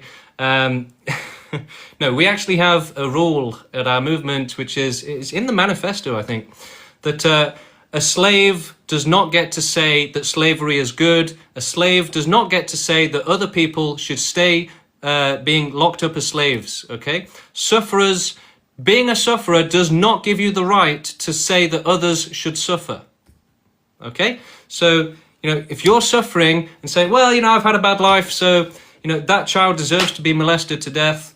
No, absolutely no. Get that through your head. No. Okay, moving on. Moving on to Eric. Bringing up Eric now. How you doing? Hi James, can you hear me? Yeah, loud and clear. Oh, I just wanted to go back on what my friend has asked. He said, if one enjoys suffering, then does it still make it suffering? Well, I mean, sure, there's degrees to the extent of which you can consider suffering. So what I want to ask you is, do you believe in the Bentham Creed? The what? The Bentham Creed. It's basically mathematically. Eric, we've lost you. It actually sounded like an interesting topic, though. Eric, are you still there? We've lost Eric, everyone, which is actually a shame, because they were talking about some sort of Benthamite creep or something. I'm actually very interested to talk about that. It's a shame they've gone. Eric, if you manage to join again, I'll bring you back up. In the meantime, let's move on to somebody else. Right, okay. The queue is empty right now, so if you want to join, have a discussion, debate, questions, conversation, now's your chance. Let's bring you up to the stage. Let's hear it. Come on, let's do it. Let's hear what your questions are. In the meantime, let's check the chat. James, you're so egotistical, acting like everything you say is the truth. Yeah, well, the thing is, it is true that no child deserves to be abused, okay? So, yeah, I'm going to say that with confidence, and if you don't like that, then that's your problem. All right, you have too much negative thoughts. No. The thing is, we have to focus on the negatives, otherwise you default, to ignore the victims in this world, the sufferers, right? So people are like, oh, you're just being negative. No, I'm caring about those in negative experiences. You're being selfish by saying that, we shouldn't care about them. Unreal. The people in this world are just absolute monsters, basically. How are you going to achieve that? So we are growing the movement until we have enough people to change the world, take it over, and make it against suffering and carry out total extinction. And yeah, that might take hundreds of years or longer, but the thing is that suffering is just too extreme and terrible to allow. So, we have to do what's right, otherwise we'd be, hypocrites and immoral. Okay, let's see who else we got. Jan Jabril, let's try and bring them up. No, there's a ghost in the queue. All right, let's see. Who else we got? Dareth Smith? No. Oh. No, wrong person. Jan Brably. Hello. Yeah. Do you hear me? Yes. Yeah, cool. Listen, only what I am scared that you will go like terrorist. You know, I don't want No, no. anybody like this. No. And no, we're against terrorism. We're for peaceful activism only. Yeah, Terrorism is for thank you stupid very people. much. Yeah, I know. Thank you very much. Thank you very much. Yeah, but I'm absolutely on your side. Man, hey, sometimes people suffer. I can tell you from my experience. It is absolutely evil sometimes. Yeah. I know people have good lives, but what to say? Yeah, just because some are happy doesn't mean it's okay. So yeah, you should join the movement. You should join us. Join us at proextinction.com. There's a button to the website on my TikTok profile. You can read about us and you can join the movement through the Discord and the WhatsApp. Very gladly, man. Yeah, great. Well, we'll welcome you aboard. Thank you. Hey, since first time I have heard you, it is so about 3 days ago. Hey, I was absolutely in, man. Brilliant. Yeah, we've had lots of people joining recently. We're truly global. We've got people in almost every country but now. I don't want any extremists. You know what I mean? We're against that. We're totally against that. Peaceful, lawful, legal activism only. Anyone that suggests violence, we ban them immediately. Absolutely in, man. Absolutely in. Great, join us. Yeah, we're strictly against violence, self-harm, suicide, all of that stuff. We're just for peaceful activism. Terrorism is for stupid people. What do you want to do? Yeah, so we need to grow the movement until we have enough people to take over the world, change it to be against suffering, and then carry out total extinction. It might take a long time, but it's a big challenge. But we're working on it, and we're working on solving that problem. Hey, wait a second. You want to do extinction, or you want to do better world? We need both. Yeah, I think so. But after extinction, it will be no world. You know. But no suffering, and that's more important. But to answer that question, absolutely. This is good idea. Let me tell you more. Let me tell you more. Yeah. So, speak, please. So yes, we should. Let's say that we take over the world. What would we do? We would start doing animal extinction. We would start removing our dependence on animals. Work towards a planet with no animals, so everyone has to be vegan. And then man, I like meat. I am very sorry. But listen, we can make laboratory artificial meat, and it can taste even better than the real thing. Absolutely awesome. Hey, thank you. So yeah, look, we should make a perfect world. No wars, no crime. One government, no militaries, no wasting money. No wasting money on the army and the military and wars, right? It should all be one big species working for good. I understand you, but not everybody will understand. Yeah, it's going to be difficult, but we have to work towards the best will be more than difficult, trust me. Yeah, but we're only looking for brave people. We don't want cowards to join the movement. We need people that I am not covered, trust me. We need people that will fight for what's right and not look for excuses. Yeah, but what is your fight? How do you want to fight it? So yeah, look, when we get enough people, we need to take over the world. We can either do that democratically or we can do it by force. Okay, so like with by force, this is what I mean. Hey, don't go extremist. But look, would you say that? Would you say that to someone fighting against slavery in America? Would you say no, leave the slavery? This is hard. You are really hardcore, man. No, I don't think so. Yeah, but in this time, when you live in this time, you see things different. So you would have been. You would have supported I'm on your slavery. side. Trust me, I'm on your side. But I'm only thinking about how want you to do this. You know. This is really hard because listen, we have to use force to defend the victims, okay? If you're not willing to use force in defense, what happens, right? The criminals will use force to make them suffer. I don't want to go the way, Haley, look, I'm living in Germany, you know? We have lots of It Germans. was, yeah, but listen, I am from Czech Republic. It doesn't matter.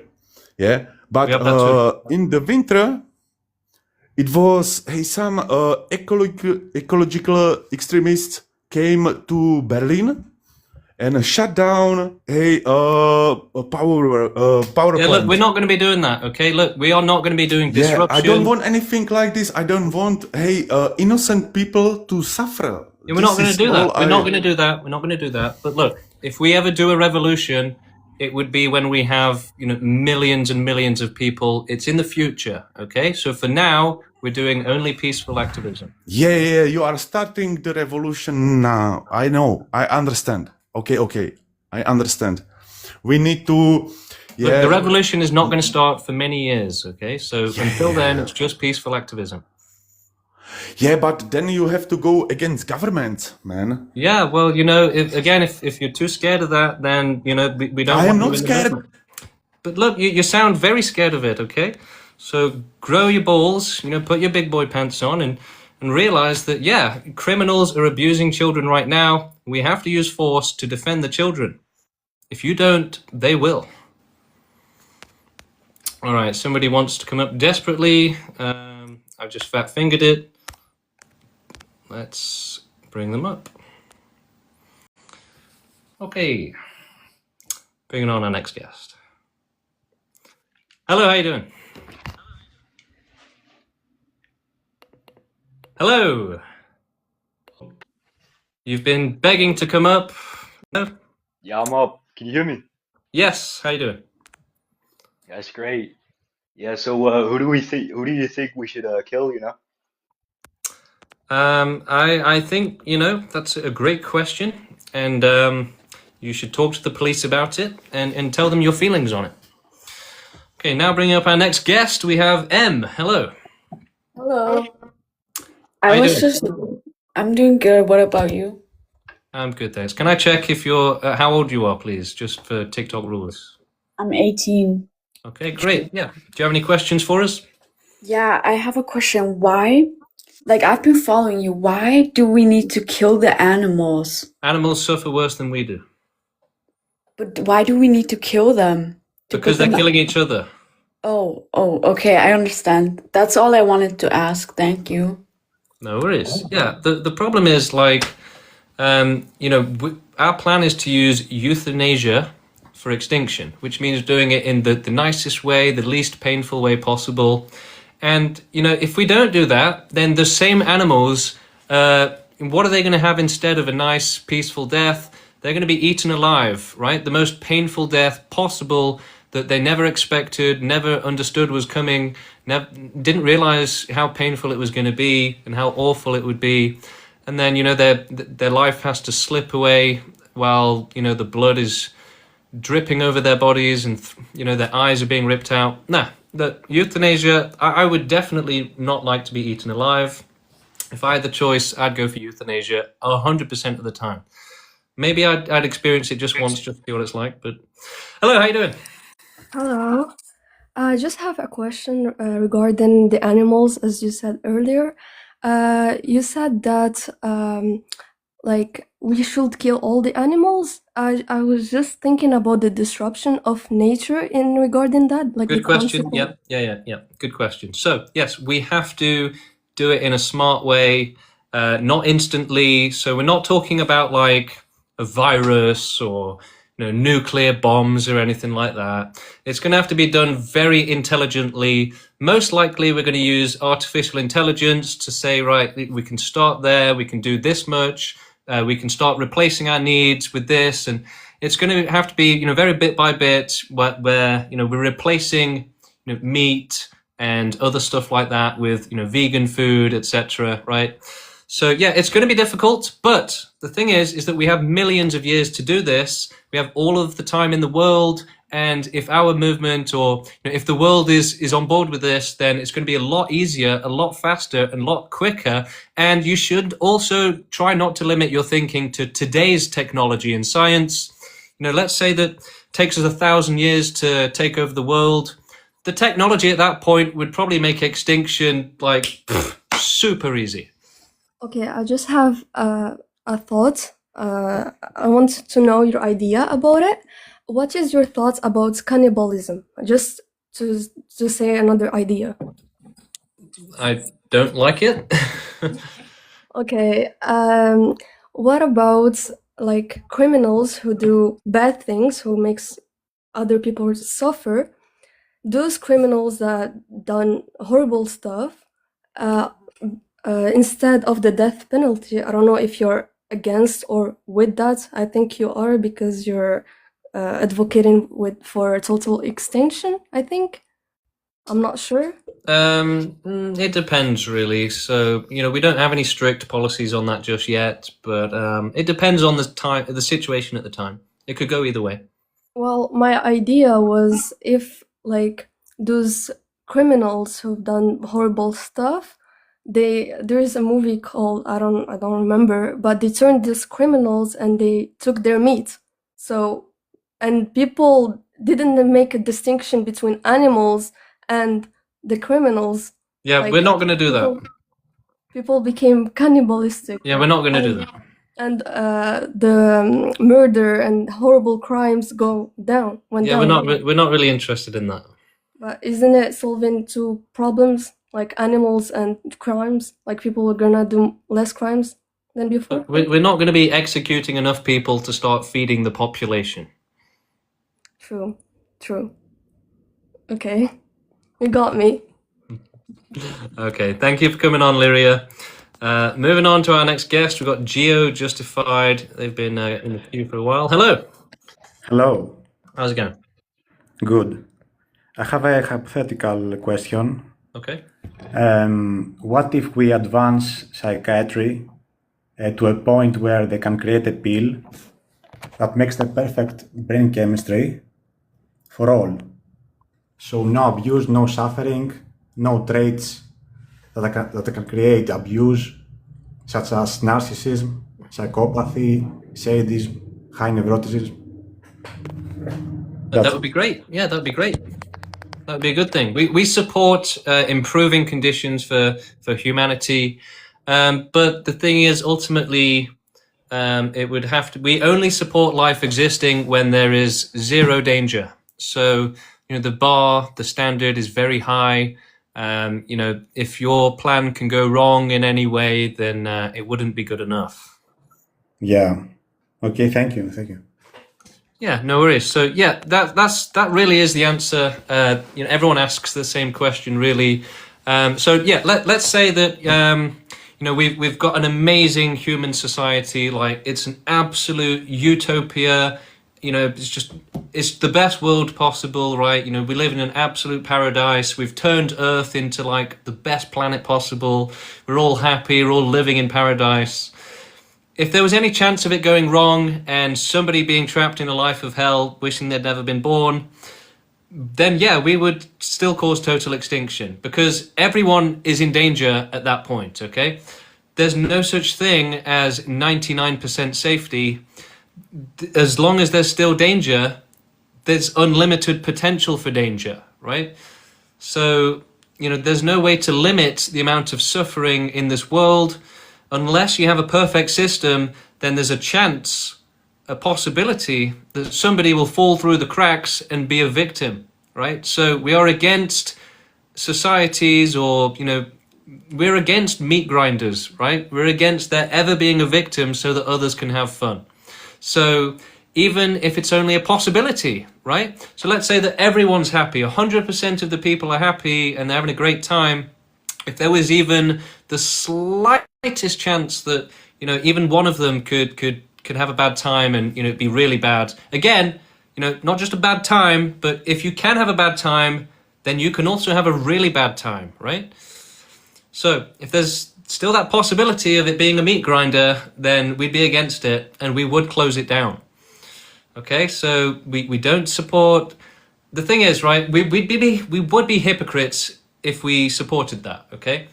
What extinction is about saying that only providing maximum resources to safety is ethical and moral.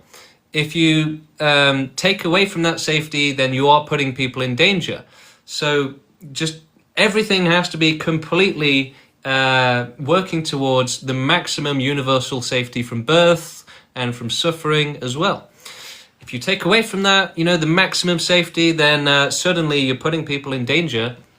And that's one of the most fundamental dynamics that we're working with here, is that, everyone is happy for there to be like zero safety and maximum danger, so that people can have fun. We're saying, no, there should be, maximum safety, zero danger, so that, nobody's having fun, but nobody's suffering either, and there's no chance of suffering either, right?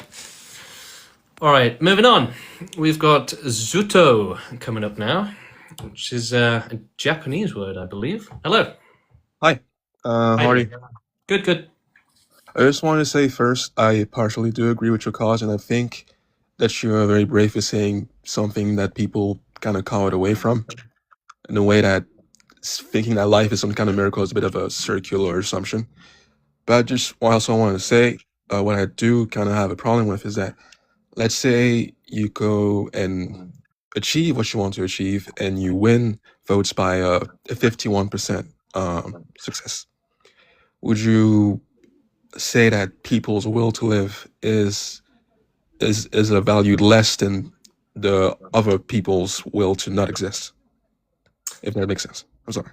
Yeah, but even the people that have the will to live, they're not actually making responsible decisions for themselves or for others, okay? So currently, evolution has made it so that we don't care about suffering. We're willing to have children and put them in danger, and we're also willing to survive in danger so that we can have children, right? I could get hit by a car and brain damage, become a vegetable, for the rest of my life. So I'm in danger, we're all in danger. And so that danger outweighs the benefits of being alive, right? Infinitely outweighs them. So if there's, essentially, it's not worth being alive if you're in unacceptable danger. And it's also not ethical to allow life to exist in those conditions. And so we've evolved to be blind to this danger and to be irresponsible. So people cannot make responsible decisions for themselves. They will choose to continue surviving in danger where technically it is the wrong decision. Okay, so they can't make the correct decision for themselves, even though extinction and non-existence is absolutely the correct decision for them. Okay, so you would say that due to that, there are absolutely no grounds for voluntarily not wanting to exist. Exactly. It's only due to irrationality and irresponsibility that people would choose existence over non-existence when there's just insane levels of danger for very little benefit. Okay, interesting. Well, I wish you luck. Even though people may not agree, I appreciate that you're actually not some kind of con artist and you actually believe in this. So, I wish you well. Thank you for coming on. And regarding the danger thing, we have a system right now where people say, well, I'm probably, nothing's going to happen to me, right? But I don't care if it does happen to other people. So total extinction is the only way to make sure that nobody suffers, okay? And you're in danger of suffering as well, even if you're thinking, I'll be fine, let them suffer, I'll be fine. You might not be fine, okay? So you would be better off not being in danger. Okay, moving on to our next guest. We've got Overdoser coming up now. Hello. Yo, James. You right? Do you like accelerationism? No.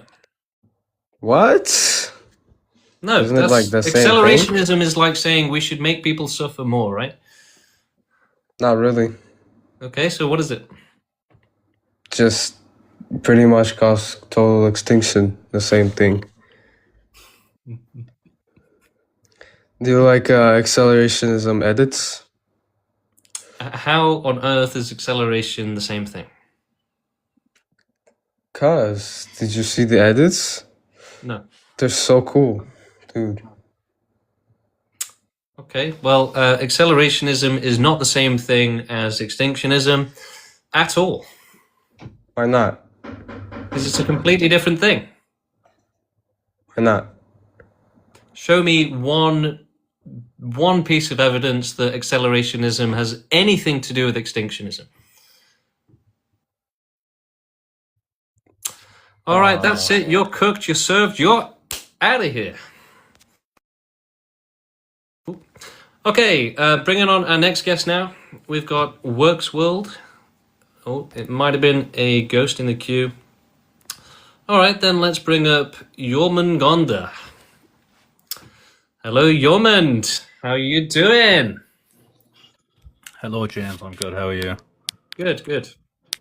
Good. So, we've talked before, and I know that you've said that despite your suffering, you find value in your activism.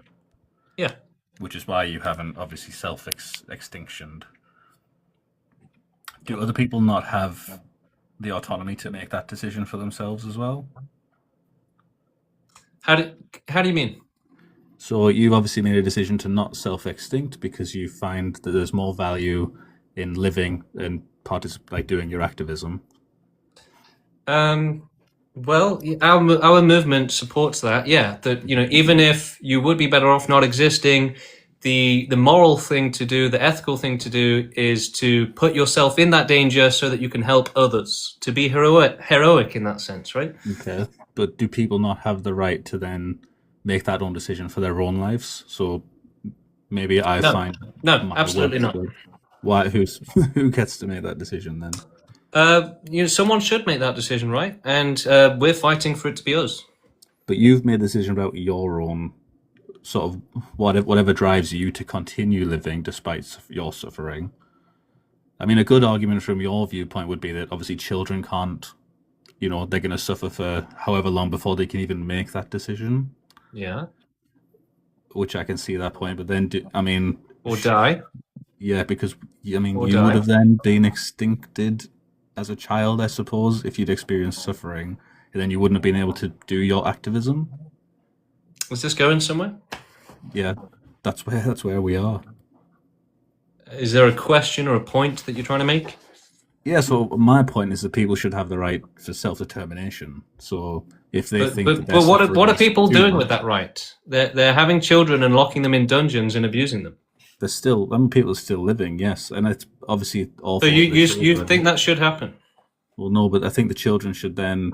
We can then argue about whether, when the children can make that decision, or if they ever can make that decision to self-extinct. Sorry. Yeah, right. But look, so you think that we had this conversation earlier in the stream. You think that children should be abused sexually and then have to kill themselves? Did I say that? Yes. When? That's your solution to child abuse is let them die brutally. Isn't that the definition of a straw man, James? No, that is what you're saying. Those words have never once left my mouth. All right, prove me wrong. So what I said was that you've made the decision that your activism is worth more than your suffering, or it's more important to you than your suffering. True? We can agree on that? Yeah. Okay, so my argument is that other people should have the choice as well that whatever they find value in is worth more than their suffering. So you didn't say that children can just unalive themselves then? No, I agreed with you that the. All right, Jormund. Well, you're lying, dude. You are literally lying. You did say that, so you're finished for lying on stream. It's just bold-faced lying. You totally did say that the solution is that the children being abused should have to kill themselves horribly. So I'm not going to let you get away with that lie. You did say that. Jesus Christ, these people. Okay, let's get some new guests on, some new conversations, hopefully some more honest people, because that was incredibly dishonest of him. And then he started, changing the subject and all that. Unbelievable. So the queue is empty right now. Let's get some people on. Slap that button. Let's bring you up. Let's hear it. Okay, we've got some people coming on now. Sydney is joining us. Sydney, how are you doing? I'm doing great. Can I check how old you are for TikTok?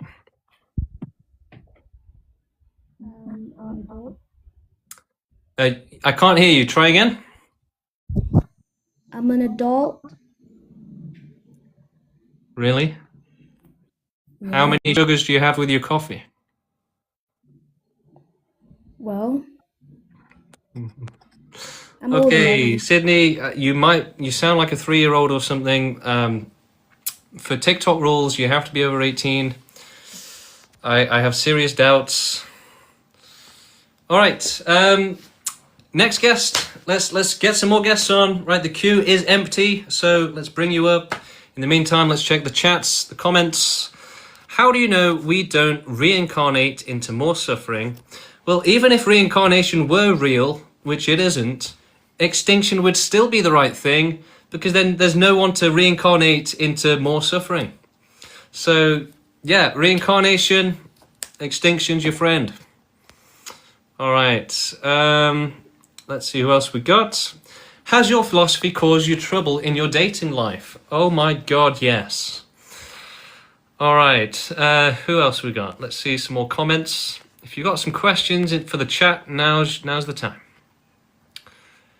Dave Claymont, mass extinction doesn't mean suffering. Yeah, it means the end of suffering. Tell you what does mean suffering. Billions of years of more suffering, especially for wild animals. Their conditions are never going to improve, never have improved, can't improve, right? There's no way to abolish suffering for wild animals when it's like the worst meat grinder of all time. You know, how are you going to turn a meat grinder into anything else? You can't. All right, this guy, is your movement some kind of cult? No, but our haters call us a cult because they're not as smart as us, basically. So they can't understand it, so they call us a cult to make themselves feel better. And we get called that every single day. Okay, Femboy says, I love James. I love you too. All right, let's see. Is there anyone else joining? No, the queue is empty.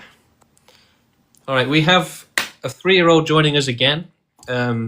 Hopefully they've grown up, got a coffee. Hello. I am a grown-up, sir. I am actually 23 years, and it's really discriminative of you to say that I am not old enough because I have a soft voice and all, but I have something to say.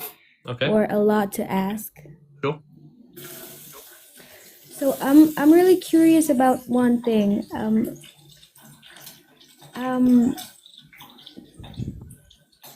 How do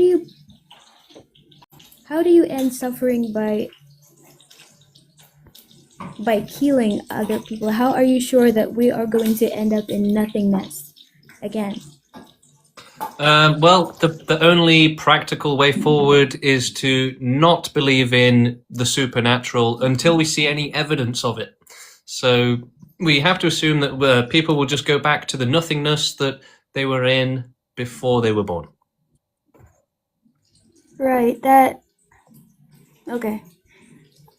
The only part of this movement that I would support is the fact that maybe to avoid or deter suffering, the only thing that can be done is to avoid bringing more lives to the earth, because clearly But that doesn't work. That doesn't God, work. That doesn't work. How does it not work? Because the world doesn't care if you decide not to have a child, right? It's just going to keep suffering for billions of years. So antinatalism does nothing for anyone. I don't understand how, it's really, really weird and strange how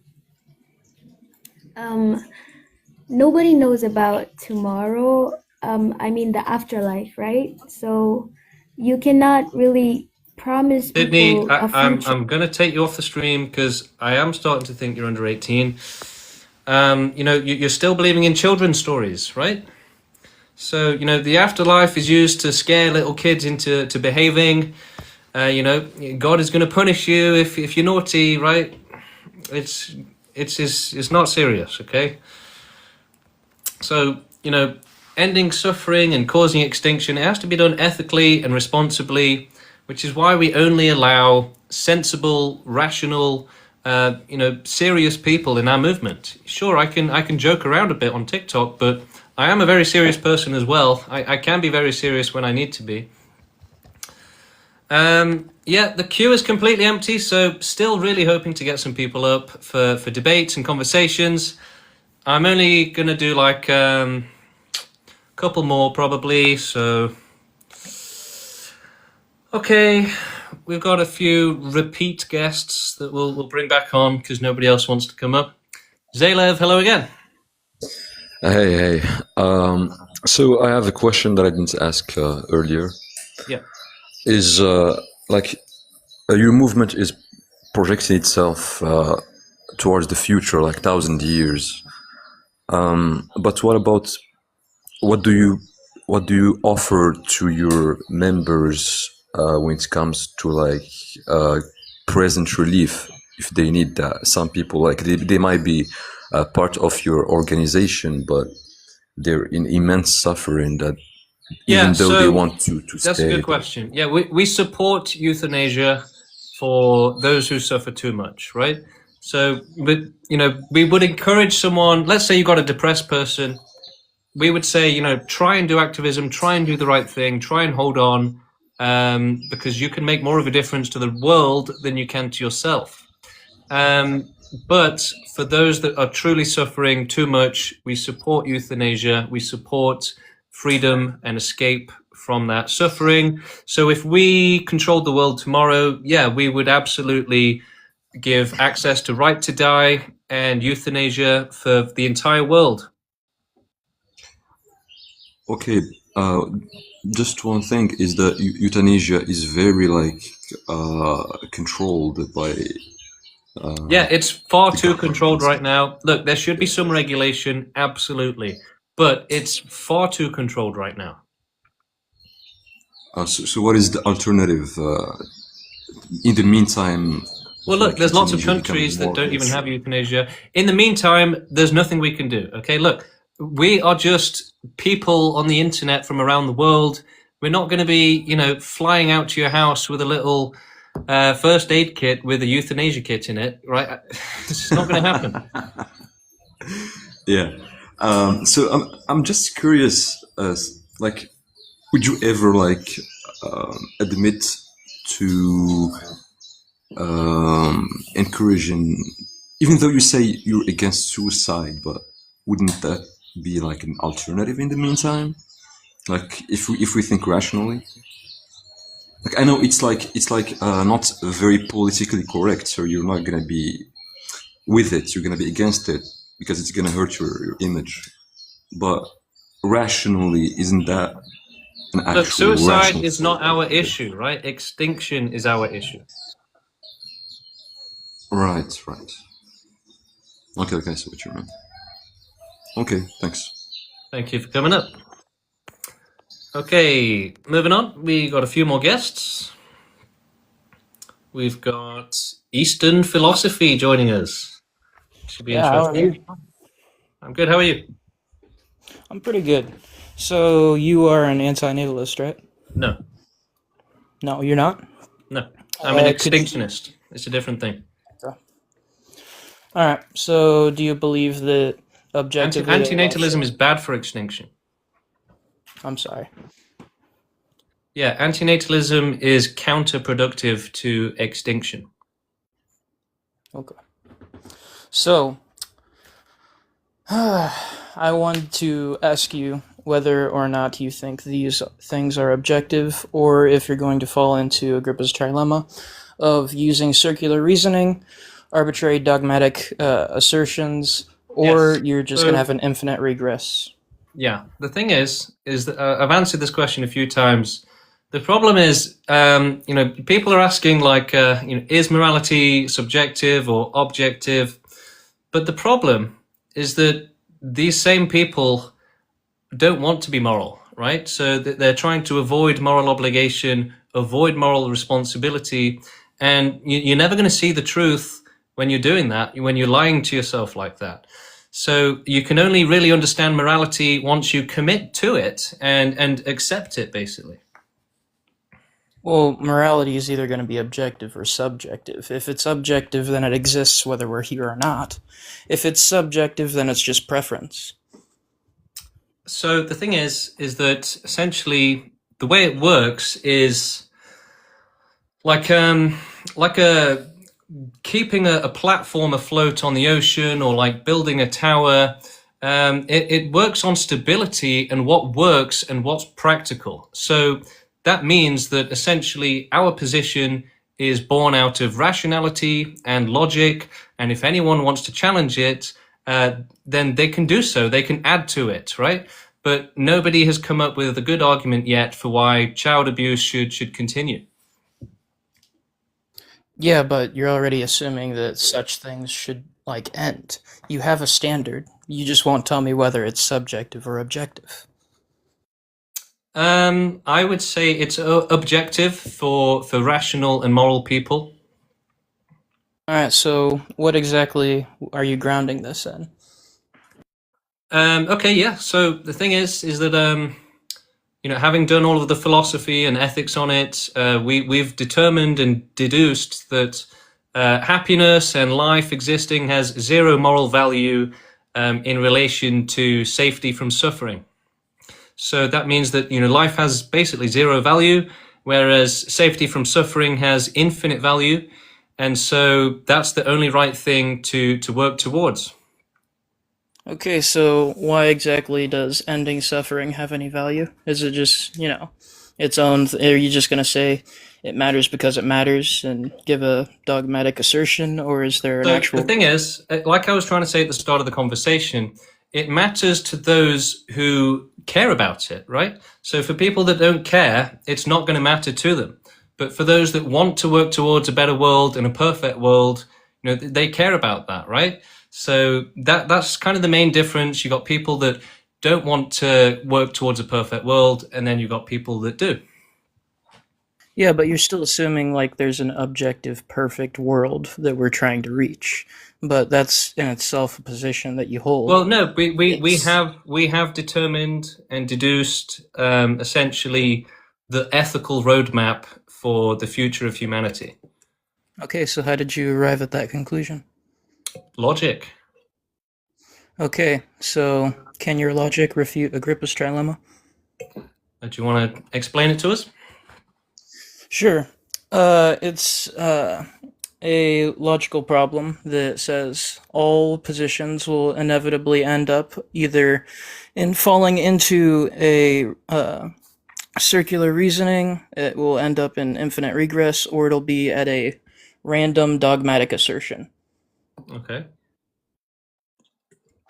So, for everything that exists, there's a reason why it exists rather than not exists. There's a reason for something rather than not for something. So, how did you arrive at this conclusion?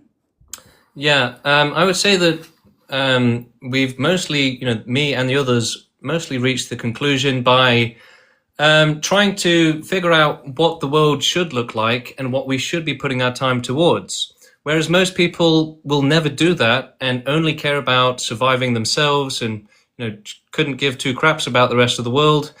We do. Okay, so we are the ones that are looking into what should we do for the world, right? What should we commit our whole lives to? And that kind of level of commitment helps you get to the point where you can actually start thinking about things in a responsible way. But currently, people manage to maintain their selfishness and lack of moral obligation by just trying to hide away from it and trying to minimize it and have it out of sight, out of mind. But those who actually see that the world is bad and that it needs help and that we should commit our time to it, which again, that's a tiny minority of the world, including us. We are the ones therefore motivated to actually see what the right thing is for the world. Okay, and a fair world, a correct world, is one where there's no children being tortured to death, right? So, what exactly is your definition of bad? What does it mean for something to really be bad in your world? It's a great question. So, the only bad thing in the world really is suffering.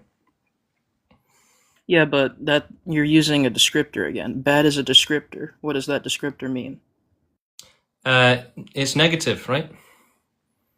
Yeah, but that's just another way of wording the same thing. Yeah, so another really good way of thinking of this is that essentially you shouldn't need all of the explanations in the world to understand that, you know, a child being, you know, abused sexually and then murdered, that's a bad thing, right? That should be obvious. And that's how intelligence works. That's how language works, okay? It works on what's practical and what's sensical. Well, I'm not saying that it's not bad. I'm saying that in your position, there's not really a standard of truth to prove that it's bad. But again, you know, essentially you are completely insane if you are unable to see that a child being, you know, abused to death is a bad thing. Again, that's just a random dogmatic assertion. But it's true. But it's true, though. Okay. Is that not true? Is that not true? Please prove why. Is that not true, though? Is that not true? It doesn't matter if it's true or not. What matters is whether a person that walks past a child being sexually abused and says, I don't know if that's a bad thing. That's a rational, sensible person to. Can you tell me why it's bad? I shouldn't have to. But I can tell you. I can tell you. Because it's bad for the child, and therefore it is bad. Okay, again, bad is a descriptor. What do you mean by this? So obviously, bad is not a descriptor? It's obviously bad for the child, right? Well, I would agree in my own worldview, but I'm critiquing your worldview. Okay, but again, the world works on a practical basis. So, you know, a police officer wouldn't say, I don't know if that's good or bad. I need to contact a philosopher before I help that child being abused, right? That would be insane. So that is the insane position, right? And the sane position is to do what's sensible and practical. Look, you're That's it. You've been cooked. You're finished. You're served. You're out of here, buddy. Right? If you struggle to understand that a child being sexually abused is a bad thing, you're the insane one. Okay? All right, moving on. Jam with the Slam coming up now. Let's bring on the next guest. Hello. My first question is, what does forcibly causing total extinction? What does that look like? Euthanasia, mandatory euthanasia. So you want like everyone to get euthanized, basically? We would start with animals and then prevention of life ever developing ever again for Earth and as much of the world as possible. So humanity would be later on, maybe hundreds of years later. We need to keep reproducing until we've done animal extinction and prevention of life ever developing again. I also had a question. So you say you're against suffering, right? Yep. But you seem to be pro. You seem to be okay with like Causing billions of animals being falsely impregnated to have animals who live in factory farms that are in horrific conditions. Like these animals can't even turn around, and you seem to be okay with that. Like why? No, I'm not these- okay with it. No, I'm not okay with it. Okay, I was getting confused because you were posting videos about like veganism, and I'm like, okay, well, if he says he's against suffering, then why would he be pro? Well, vegans aren't against suffering, though. Vegans aren't against suffering, so they wouldn't understand it. But isn't that causing suffering to everybody to just euthanize everybody? No, euthanasia actually prevents suffering. But also, I just think that I don't understand why the hate for vegans. I just don't understand. Because they think suffering should continue forever. No, we just No, I'm not necessarily a are you vegan, lying? but like, Are you being honest right now, or are you lying? well, I'm not lying. I'm just saying, Well, you why are, are you right? You said targeting no, but people- you meant why, yes, why, right? But why target people who want to reduce suffering as much as possible? Like, I don't think that the answer to I think that even if you eradicated everybody on this planet and you euthanized everybody, plants are still going to exist. There's still going to be animals that populate on this planet. You can't get rid of that. In other galaxies, Why? in Why other not? universes, Why? you can't successfully. That's not even a Why? successful goal. Why? You can't do Why? that Why? because the animals and everything they're always going to exist. If there's Why? a planet, That's just not an like answer. That's not an answer. Right, Jam with the Slam, you are cooked and served. Your answer to why extinction is impossible was because they're always going to exist. What a oh my god. It's like the worst answer I've ever heard. People are giving lots of nonsense answers on the stream today, like, well, that's just the way it is. What, you can't think beyond the way things currently are? Do better, guys. Do better. Okay, bringing up Camilco. Hello. Hi. I just I don't understand why you are kicking people so fast. That's my first. So yeah, when people say you'll kick me. when they've sort of finished off their rationality, that's when I kick them out. Because the thing is, as I constantly explain in my streams, there is no rational position against extinction. And so the longer people try and debate against it, the crazier and crazier they get, the more desperate they get. And so once they've sort of reached that point where there's just complete clown town, that's when I kick them out. I just think that you might need to give them more time in order to explain themselves. Maybe like they don't see this worldview often, so that's why it's hard But when for they them start to lying and being dishonest, that's when I kick them out. Okay, like, but I think that it's their genuine opinion. No, look, okay, whatever. if they are lying, which almost every guest that's come on the stream today has been lying, has been extremely dishonest, said, oh no, I didn't say that, even though they said it 5 seconds ago, or just complete nonsense, right? We've had some really bad guests today, and if we just let them talk for as long as they want, then it's just going to get really cringe really fast. Okay, let's see who else we got. We've got Mr. C coming on now, bringing them up. Hello.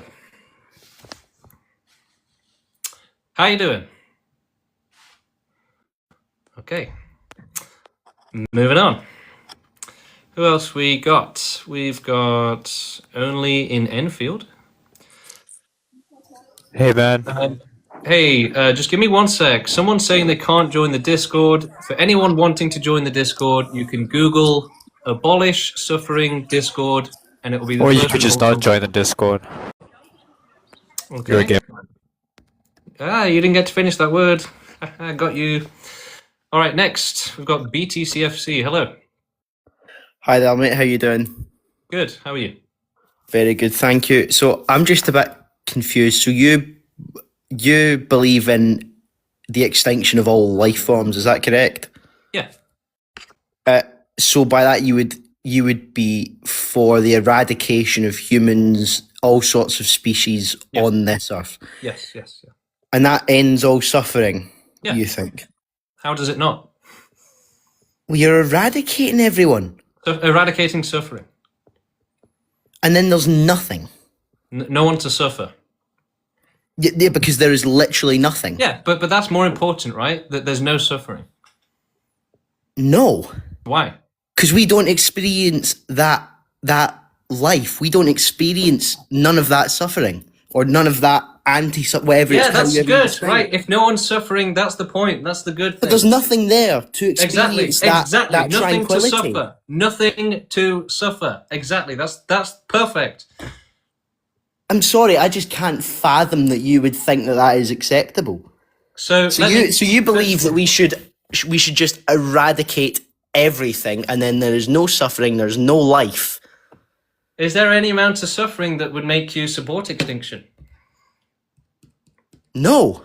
Right, so then you're being a hypocrite. Is there any amount of suffering that would... No, I think we So should you're be being a allowed to... hypocrite. So you're being a hypocrite then? How? Walk me through that. Because that's illogical, right? Why would there not be an amount of suffering that would justify extinction? Because it's just bollocks. Right, so you don't have a real answer. You don't have a counter argument. You don't have a brain. You can't think about. I this don't properly. have a brain. You're the one calling That's for the it, buddy. extinction You're of... cooked. Yeah. You're served. You're out of here. Oh man, that probably triggered Cora. I probably did that a bit hard. But he's out of here. He's finished. Hello, how you doing? Hey, what's up, man? I'm good. How are you? Not bad, not bad. Oh, I'm sorry.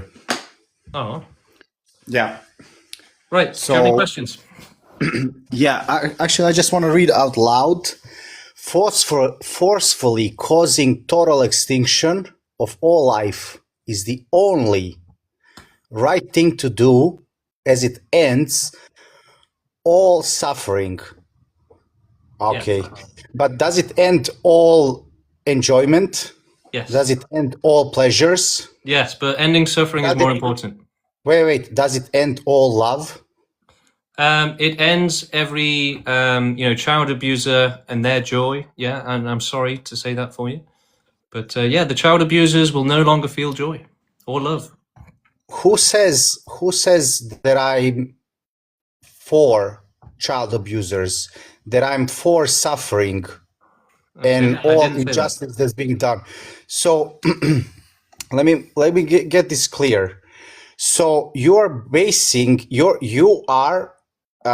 describing the life only as it means of suffering, right?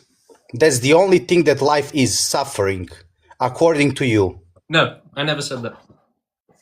But You why would is like the it. suffering? You would like it if I was being illogical. It would make things easier for you. I wouldn't like it. No, I wouldn't like it. No, Well, I I wouldn't think like you it. would. But I think you would. I wouldn't. But Well, what's then the why are argument? you straw manning me then? What? Then why are you straw manning me? Because you are doing that. You are So you mentioning think stuff. straw manning is acceptable? Oh, mate, But you're you are cooked and doing served. that. You are cooked and served. You are out of here. He literally just said, "Yeah, I'm straw manning you." What?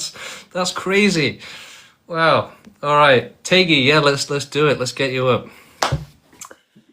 All right, next guest coming on now. It's a spicy one. Hello. What's going on? Yeah, I'm good. How are you? I'm good. So I read the manifesto. I heard about you for the first time this morning. And yeah, maybe let's start like this. Just give me your point. Why do you want to totally extinct all of life on Earth? Because I don't like the fact that children are being abused, animals are being abused, begging for death, wishing they'd never been born. And the only right world, the only correct world is one that provides safety from that. Safety from that. Yes. So you're willing to destroy all positive things, all love, all enjoyment. Yeah, the child all abusers wonder, won't feel joy anymore while they're abusing the children. The child for abusers won't be your happy, own but emotional distress. You don't like that these things are happening and it's causing you emotional distress, and that's why you want to infringe on everybody's rights and destroy the entire planet, sir, you got it all of wrong. You life. got it wrong. The thing is, I got into this by trying to commit myself and my time to a good cause and, to making a better world. So that's all it is. Yeah, but you're not doing that. You're just erasing know? all of life. Well, that's a better Because world. you said you want to totally extinct all of life by Yeah, any that's a good means thing. necessary. That's And that's not a but good that's thing. the You call it a good logical. thing. That's the You call it a logical. good thing. And you know also what you're doing? You are causing all of the people in the chat and me, myself, emotional distress with your bullshit. That's You are hilarious causing that you think your for suffering me is and all worse the than an people animal in the chat. being eaten You're alive right causing now. suffering to us. You're You causing know what? suffering to us. You're growing from that suffering. It's going to help you a lot later in life. And honestly, it sounds like you need it. All right, moving on. Next guest coming up. Let's do it. Let's bring up Harold. Harold, hello. Hello. How's it Are going? you hiding the pain? Oh yeah, I'm very ill at the moment. Your point is obviously to stop all the child abusers and that. Why do we have to kill everyone and not just the bad people? Because bad people get born every day. Okay. So we have to kill everyone just to get rid of all the bad people. Well, how else are you going to do it? I don't know, maybe prison systems which exist. Yeah, but that's too little, too late for the victims. Obviously, it's too little, too late. But your So it's not logic good is enough. we have to get Not good enough then, is it? It's not good enough. Well, you just said it's too little, too late. No, you said it's too little, too late. You agreed with me. You just.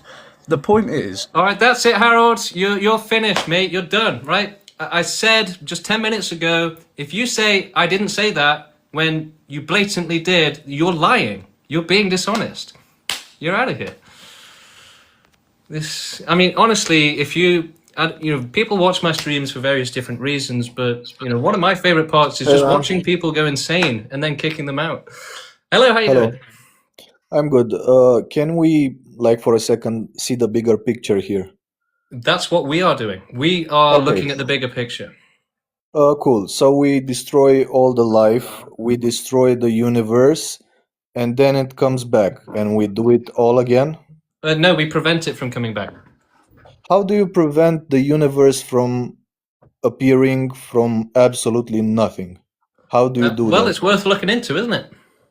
But this is what I'm telling you. It's illogical because the universe absolutely So you comes think from it's nothing. illogical, do you? You think it right? Let me explain how you're the one being insanely illogical right now. How Okay, did you the ready? universe Are you ready? Are you ready? come to Are you life? ready? Yes. Okay. You're essentially saying that if we can only help like 9 out of 10 people, then we shouldn't help anyone at all. It's just completely illogical No, nonsense. you're stupid. I just told you if you destroy the whole universe, it's going to come back and create life again, over and over and Okay, over. but even if it does that, right? Preventing Yes. suffering now is still the right thing to do. You're just ending a cycle. That's it. Right, but you tell that to the children being abused right now. Tell them that wait for the next universe. Why do you have you been So you would do touched? that. Would you say Were that to a you child being molested? abused right now? Just Would you tell say us. wait for the Were next you universe? molested? Were you molested as a child? You're changing the subject. You're being extremely intellectually So dishonest. Now you're out of here, buddy. You're done. Look, I said this like what 1 minute ago, 2 minutes ago. People come on to debate me. They get progressively more insane, and then I kick them out. That is what this show is, basically.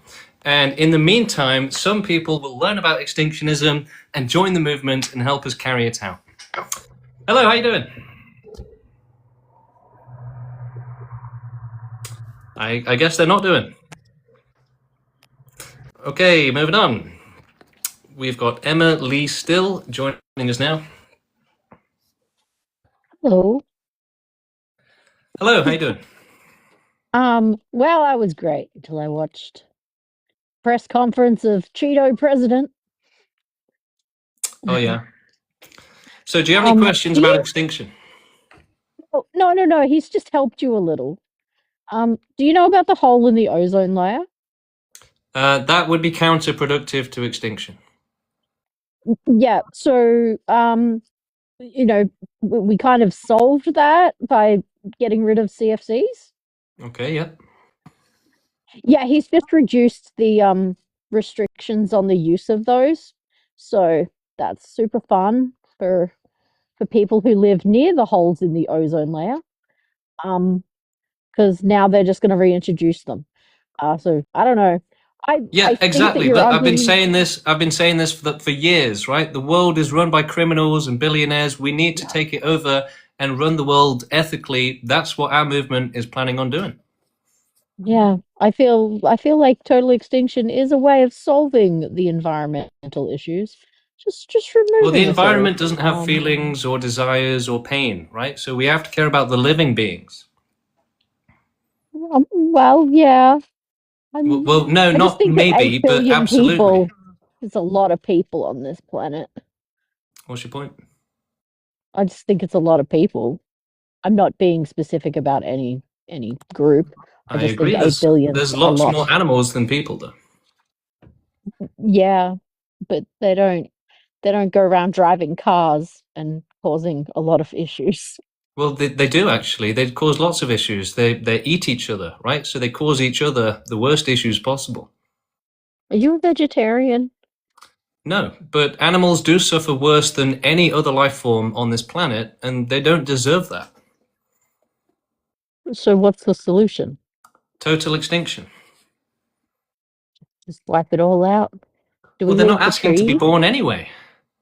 Well, that's true. That is true. I mean, no one asked to be born. I mean, There you go. yeah. So really, this is just correcting a wrong. But will we get rid of the entire planet? Because, like, there's a lot of organisms on this planet. So yeah, we would. It would be difficult, but we've got all the time in the world to do it. Okay. I like your arguments. I'll sit in the comments and continue listening. All right. Thank you for coming up. Okay, moving on. What's going on, man?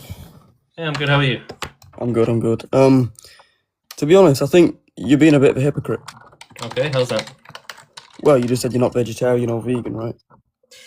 Yeah, I did go vegan, but our research has actually concluded that veganism and vegetarianism causes more suffering, and that's why we don't support veganism right now. We do, however, support working towards a world where veganism doesn't cause more suffering, whereas it currently does now because it transfers more suffering onto wild animals, essentially. But we can solve that problem, and we can work towards a world where veganism doesn't cause more suffering. I don't think it does cause more suffering. Well, have you looked into it? Hold on. Well, I No. have actually. My mother is a vegan, so I've looked into it quite a bit. Okay, well, Hold on. Let me make my point. All right, go on then. You said that you want to reduce as much suffering as possible, yet you are funding these companies to torture and kill animals on the daily. So, well, but we're operating on whatever causes less suffering. So we choose the lesser of two evils. I'm sorry. Yeah, we choose the lesser of two evils. But veganism does not cause more suffering. How do you know? Do you think it's better for animals to be? You're dodging questions. You're not answering. You have no idea what you're talking about, do you? I was going to say, do you think that it's better for animals to be All tortured? right, so you're not answering my questions. You're lying. You're being dishonest. You're out of here. Okay, should we keep going? You know, we've got a lot of people here. It's a pretty good stream. Great stream even. I'm having a lot of fun. I hope you guys are too. Yeah, let's keep going. Bringing up Eon. No, they're not loading. Right, who else we got? Ooh, this person looks curmudgeonly. Hello. Hello, how you doing? So maybe just like create a whole new system and just change the world. It's that simple. Just abolish what we should and don't what we shouldn't. Just change right, things. but the thing is, that does nothing for animals. Come up with a way to create Listen, the worst suffering in the world is in nature. The worst suffering in the world is in nature, and the and legal a way to system. help out nature and us humans being the supreme. Yeah, that's what we should do, and extinction is the only way to provide safety from suffering for all. Or just figure out a way to end suffering. Okay, well, we have done. It's called extinction. Why do we gotta go extinct? Because I don't want to die. Look, I there's like an being answer to here. that.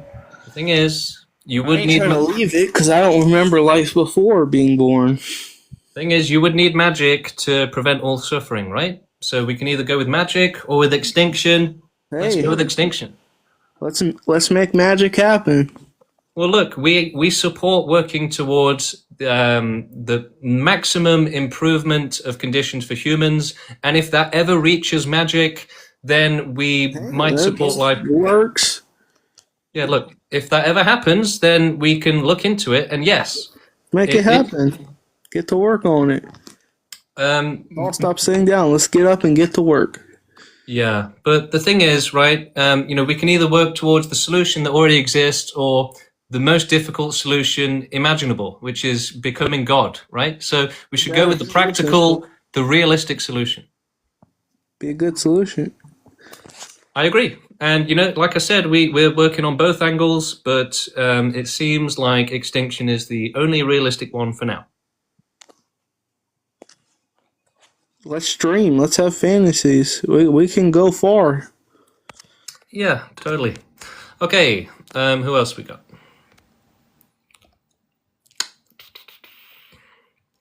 We've got Fishy Dumpling. Hello? Hello, can you hear me? Yeah, loud and clear. Okay, my question is kind of the same. So, if we were to hypothetically succeed in extincting all life from Earth, what's stopping it from happening again? Yeah, so we have to prevent it from coming back. That's where the majority of our mission is, right? Because preventing billions of years of suffering, that's more important than just getting rid of existing life. And we can do this for other planets potentially as well. But is that really logical? We don't even live on other planets right now. Right, but we've looked into it, and actually the universe is likely to be full of life. And it will be similar to Earth, suffering terribly for billions of years. And so if the universe is full of life, how would destroying it in one particular instance end it for all other life? So we're not talking about a single event or anything like a virus or an asteroid. It has to be done bit by bit. Right, but if we were to, your whole idea is to extinct all life on Earth, correct? Not in the universe? No, the universe is the priority for us. So how is that logical, though, or practical? So the reason it's logical is that we have forever to do this, right? And we have nothing else to do, so we should give it a go. And considering the fact that, in as little as 100 years from now or sooner, we might be able to pass this job on to AI and robots who can keep doing it for the rest of time for the universe. It would be incredibly closed-minded, small-minded to not try and do that. But time isn't unlimited, right? There is an end to the universe. Why not just wait for that instead? Well, you tell that to the children in dungeons. Right, but you're bringing up that, but that's like a local thing. Like that would, to prevent children from being harmed, you would just have to extinct life on Earth, right?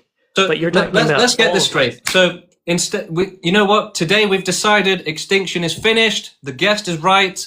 We should just wait for the universe to end. So next time you see a child being abused, just say, "Don't worry, the universe will end eventually." Right, but your argument relies on only extincting life on Earth, not... Get the hell out of here. Okay, BK Pass coming up now. Hello, how you doing? Hey, I have a question. Go for it. So you want all of life to go away, right? Yeah.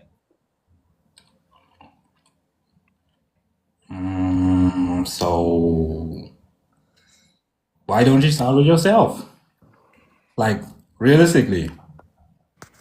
Yeah, you must have serious brain problems to think that that would cause total extinction for all life.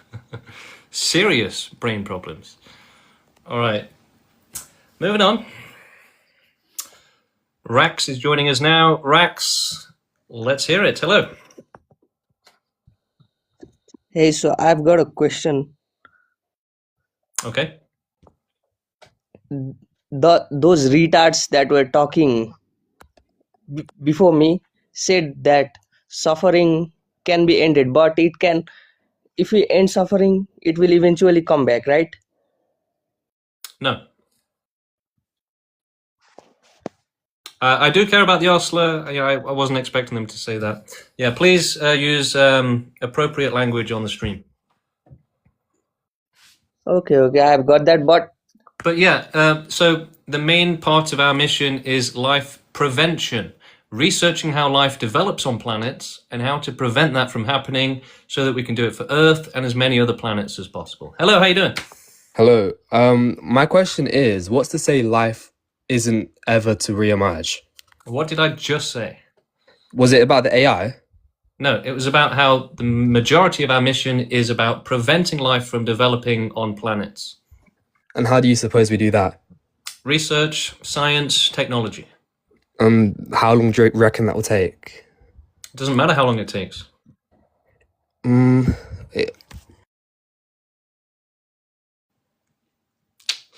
Okay, well, that was a great conversation. And yeah, it doesn't matter how long it takes, right? If we have to suffer for 1 billion years to prevent just one other planet from suffering, then that is the right thing to do, because it would work out to be better, right? And even if we have to suffer for 1 million years to prevent life from coming back on Earth, to suffer for billions of more years, that's still the right thing to do. Plus, human suffering is like nothing compared to animal suffering. So, us continuing to suffer for millions of years, right? It's nothing, right? The vast majority of our population right now claims to be happy, okay? So human conditions are probably going to improve loads. A million years from now, the idea of humanity going extinct will seem probably quite far-fetched, but we'll still do it if they're still in danger. If they're not, then we won't. But yeah, we've got all of time, right? We've got nothing else to do. We have all the time in the world with nothing else to do except for try to create a perfect world. And there's no such thing as a perfect world. Where you're saying that people can be forced into the dungeons of abusers or eaten alive as a baby in nature. Hello, how you doing? Hi, can you hear me? Yeah. Okay, hi. Sorry, I'm not too good at impromptu conversations and debates, but I've known about your profile now for about the past 2 months. I'm 100% on board with you with pro-extinctionism, right? As a vegan of about 11 years now, I naturally became an antinatalist in that time. Like, I started to form antinatalist views. As I say that, I'm also completely in agreement with you that antinatalism is the I forget how you phrased it before, but you said that it was Self-defeating. It is. It's self-defeating. It's like it's the selfish or neutral, apathetic Yeah. indifferent stance. Yeah. And that's what I actually love about pro-extinctionism, because to me, pro-extinctionism is, I'm sorry, I'm nervous. Pro-extinctionism is actually antinatalism brought through to completion. So that's actually what I personally love about pro-extinctionism. Now, as You I could say, also say it's the same for veganism, right? The extinctionism is the upgraded, evolved form of veganism. Absolutely, no, yeah, absolutely. Now the only thing I will say is the only argument I will make is that there's no reason for veganism and pro-extinctionism to be mutually exclusive. And again, I'm fully aware. I'm fully aware, and I acknowledge that extinctionism isn't really too much of a talking point within the the vegan community, the vegan movement. But again, they're not two things that have to be mutually exclusive. There's no reason why we can't live vegan. They do have to be exclusive for now. The thing is that veganism in its current state is irresponsible and causes more suffering. Now, when you say that, are you referring to let's say hypothetically speaking, right? More and more people, go vegan than we've ever had before, right? And when you say that veganism is the irresponsible choice currently, right, in this current moment, are you referring to how vegans, typically this is what I see, what I remember seeing in my time being vegan, would this be in reference to how vegans promote, I think they call for reforestation, land reforestation? Like, is that what you would be referring to? Yeah, the thing is, they don't just promote it, they actively causing it just by being vegan. By being vegan, you save something like 30 square foot of forest every day just by being vegan. Now, the problem is to that, there are plenty of resources online where you can actually look into all the stats and facts and statistics to how. Yeah, we've got it on our website. So if you go on our website, go to the full FAQ, question 33, you can read all about it. No, and definitely, yes. I've been, for a while now, I've been meaning to check out the Pro Extinction website. It's just that there are I would just implore anyone, not just you, but I would implore anyone to look into the amount of global resources that is, currently needed, or, for as long as we've had animal agriculture and non-veganism, the resources that are needed to sustain animal agriculture. But And that's exactly why it's good for suffering. I'm sorry, I'm not following. I'm not understanding. Yeah, so you've got mining operations, you've got animal farming, all of the agriculture to feed the cattle. Then you've got furniture, you've got forests being chopped down to make chopsticks and stuff like that. So a vegan world would have like no cities, no industry, no factories anywhere basically. And it would absolutely cause way worse suffering. It would give far more land to wild animals for them to suffer in. I think the simplest way I can put this is, and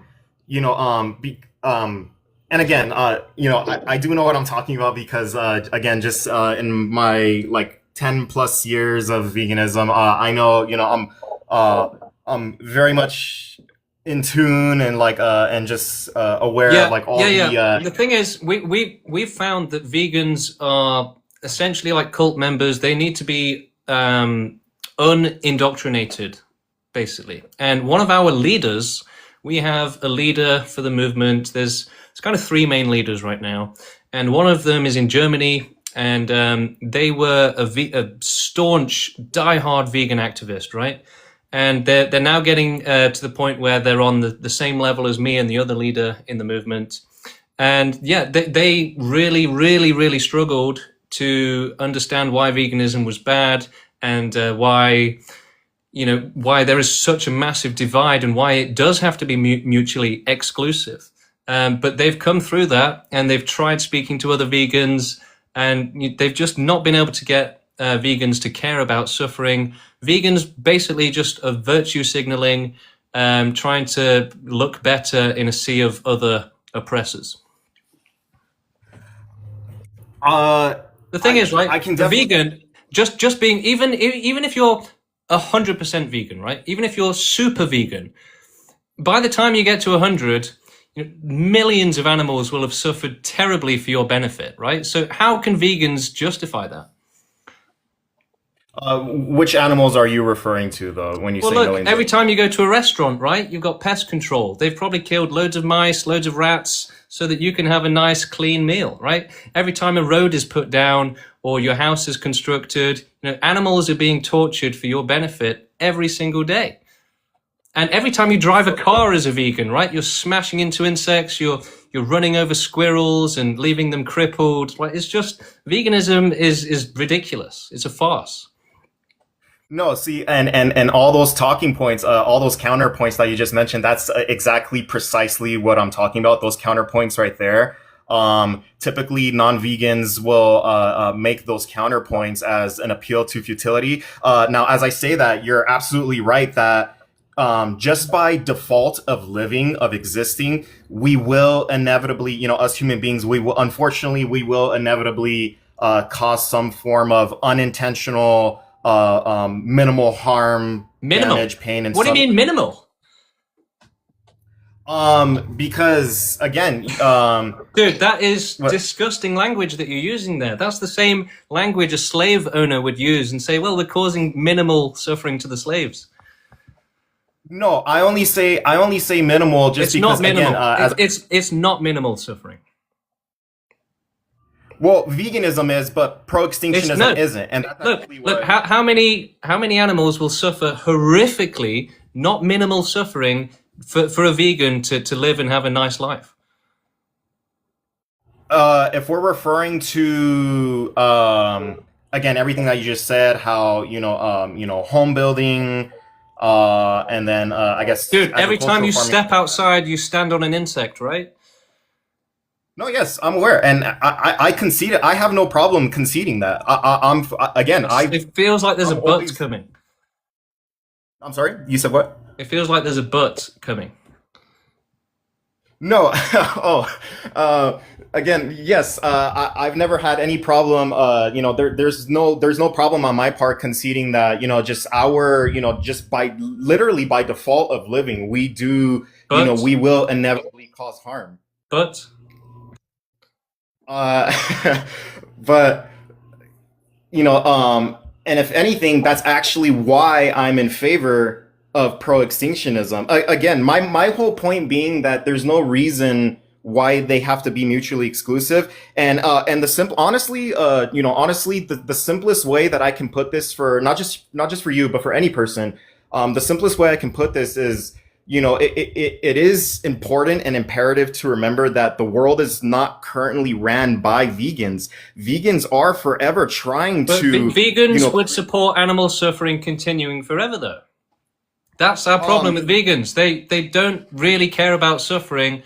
The amount of suffering that they prevent in their life is like 0.1%, right? Being vegan essentially makes no real difference. In fact, it actually causes more suffering. So yeah, we're not going to support that ever. Now, we are working towards a vegan world, but that's not the most important thing. And it's kind of a byproduct. Right now, if you go vegan, you are causing worse suffering in the world, right? You are not reducing suffering. So we're not going to support that. We're going to support the answer, the solution for all suffering. And that's going to include lots of things like euthanasia, right to die, making the world go vegan in a way that doesn't cause more suffering. And so, yeah, the veganism is the problem with it is that people are still abusing animals and exploiting them and then saying, no, it's okay because I'm vegan. Which forms of animal exploitation? I just listed loads of them. Every time you stand on one, every time you run over them with your car, right? Every time, like, there's just ridiculous amounts of animal abuse and exploitation going on for a society to operate, for a city to run, for a cafe to run, for a restaurant to run. They're committing horrific acts of brutality and cruelty. And see, I think that's what you're misunderstanding, actually. That's actually where I'm in agreement with you. That Look, I get it, and thanks for coming on. But look, veganism makes no difference. Actually, the only difference it does make is it causes worse suffering. So stop advocating for that. Stop encouraging this cult mentality of, we have to be vegan. It just sounds like such a good word. No, veganism does nothing, right? If the world was run by vegans, guess what? Human child abuse would continue forever, and animal suffering, the worst suffering possible, would continue forever, right? Vegans like animal suffering. They like reforestation. They enjoy animal abuse, animal suffering. They enjoy, living their life knowing that it's causing extreme suffering to animals, right? Vegans think that their life and them getting to have a happy life is more important than the thousands, if not millions, of animals that they're making suffer so that they can have that life. Again, every time you go into a restaurant, even a vegan restaurant, okay, they've probably had to commit some forms of cruelty, right? And even just having electricity, water running, right? Your lights on, the bin men coming to collect your trash, right? How many squirrels are they running over, right? So vegans they're totally fine with that abuse, totally fine with that suffering. A vegan world would have the vast majority of the population suffering the worst suffering possible, which is wild animals, right? The largest population on the planet, wild animals with the worst suffering, the worst conditions, no medicine, no shelter, no safety, no food, nothing.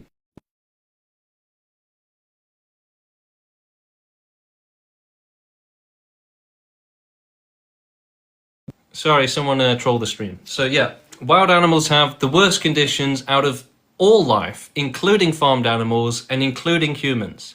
And vegans would happily see them suffer, the largest population with the worst suffering, continue for billions of years with no intervention. And if you even suggested trying to intervene, they'd probably, throw you in jail. And again, they do nothing for human suffering. Vegans are not against suffering. They're against animal agriculture, nothing else, right? Vegans are totally happy to live a life of cruelty and exploitation, knowing full well that by being alive, they are directly causing extreme animal suffering to thousands, if not millions, if not tens of millions, right? By the time you live to 100, okay? Right, think of it this way. Let's say you have a city with 100,000 people, right? And there's, you know, bin men, you've got police officers, doctors, you've got all this stuff going on, you've got fishing, all this crap, right? By the time you've reached 100, right, collectively and directly and non-directly, how many animals will have been tortured so that you can have a nice life? Far too many, right? Even one is too many. And yet vegans say no. No, one is fine. Two is fine. Millions are fine. That is the vegan position. It's pro-life. It's pro-suffering.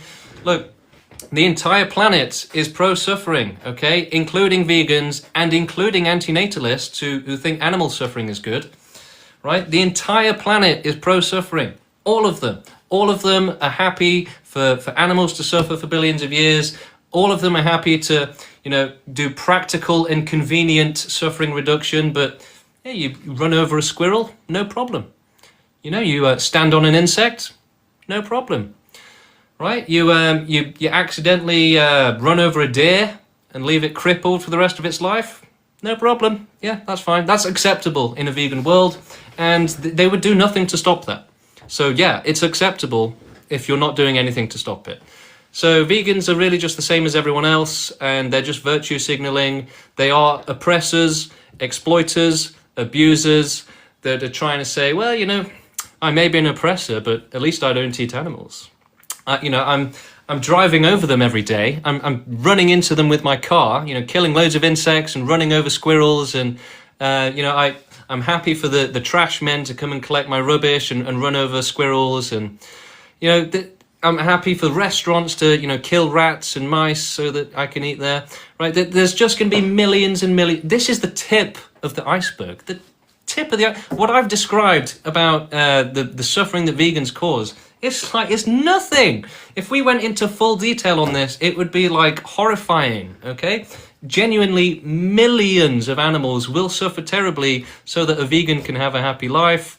And they're happy for that to happen. They think it's acceptable. I spoke to one today that said, well, what else am I going to do, right? What, you want me to just, you know, not exist? No, I want you to fight for the abolition of all suffering so that nobody has to suffer ever again.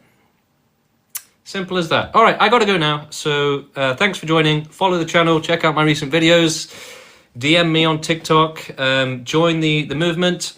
If you want to join the Discord or the WhatsApp, join the Discord. Okay, so search on Google, abolish suffering Discord. Abolish suffering Discord. It should be the first link on Google. You can join the movement that way. Join the team. Start doing peaceful activism with us. Anyway, I really got to go now, so I've left it a bit late. I might stream tomorrow, so see you later, guys.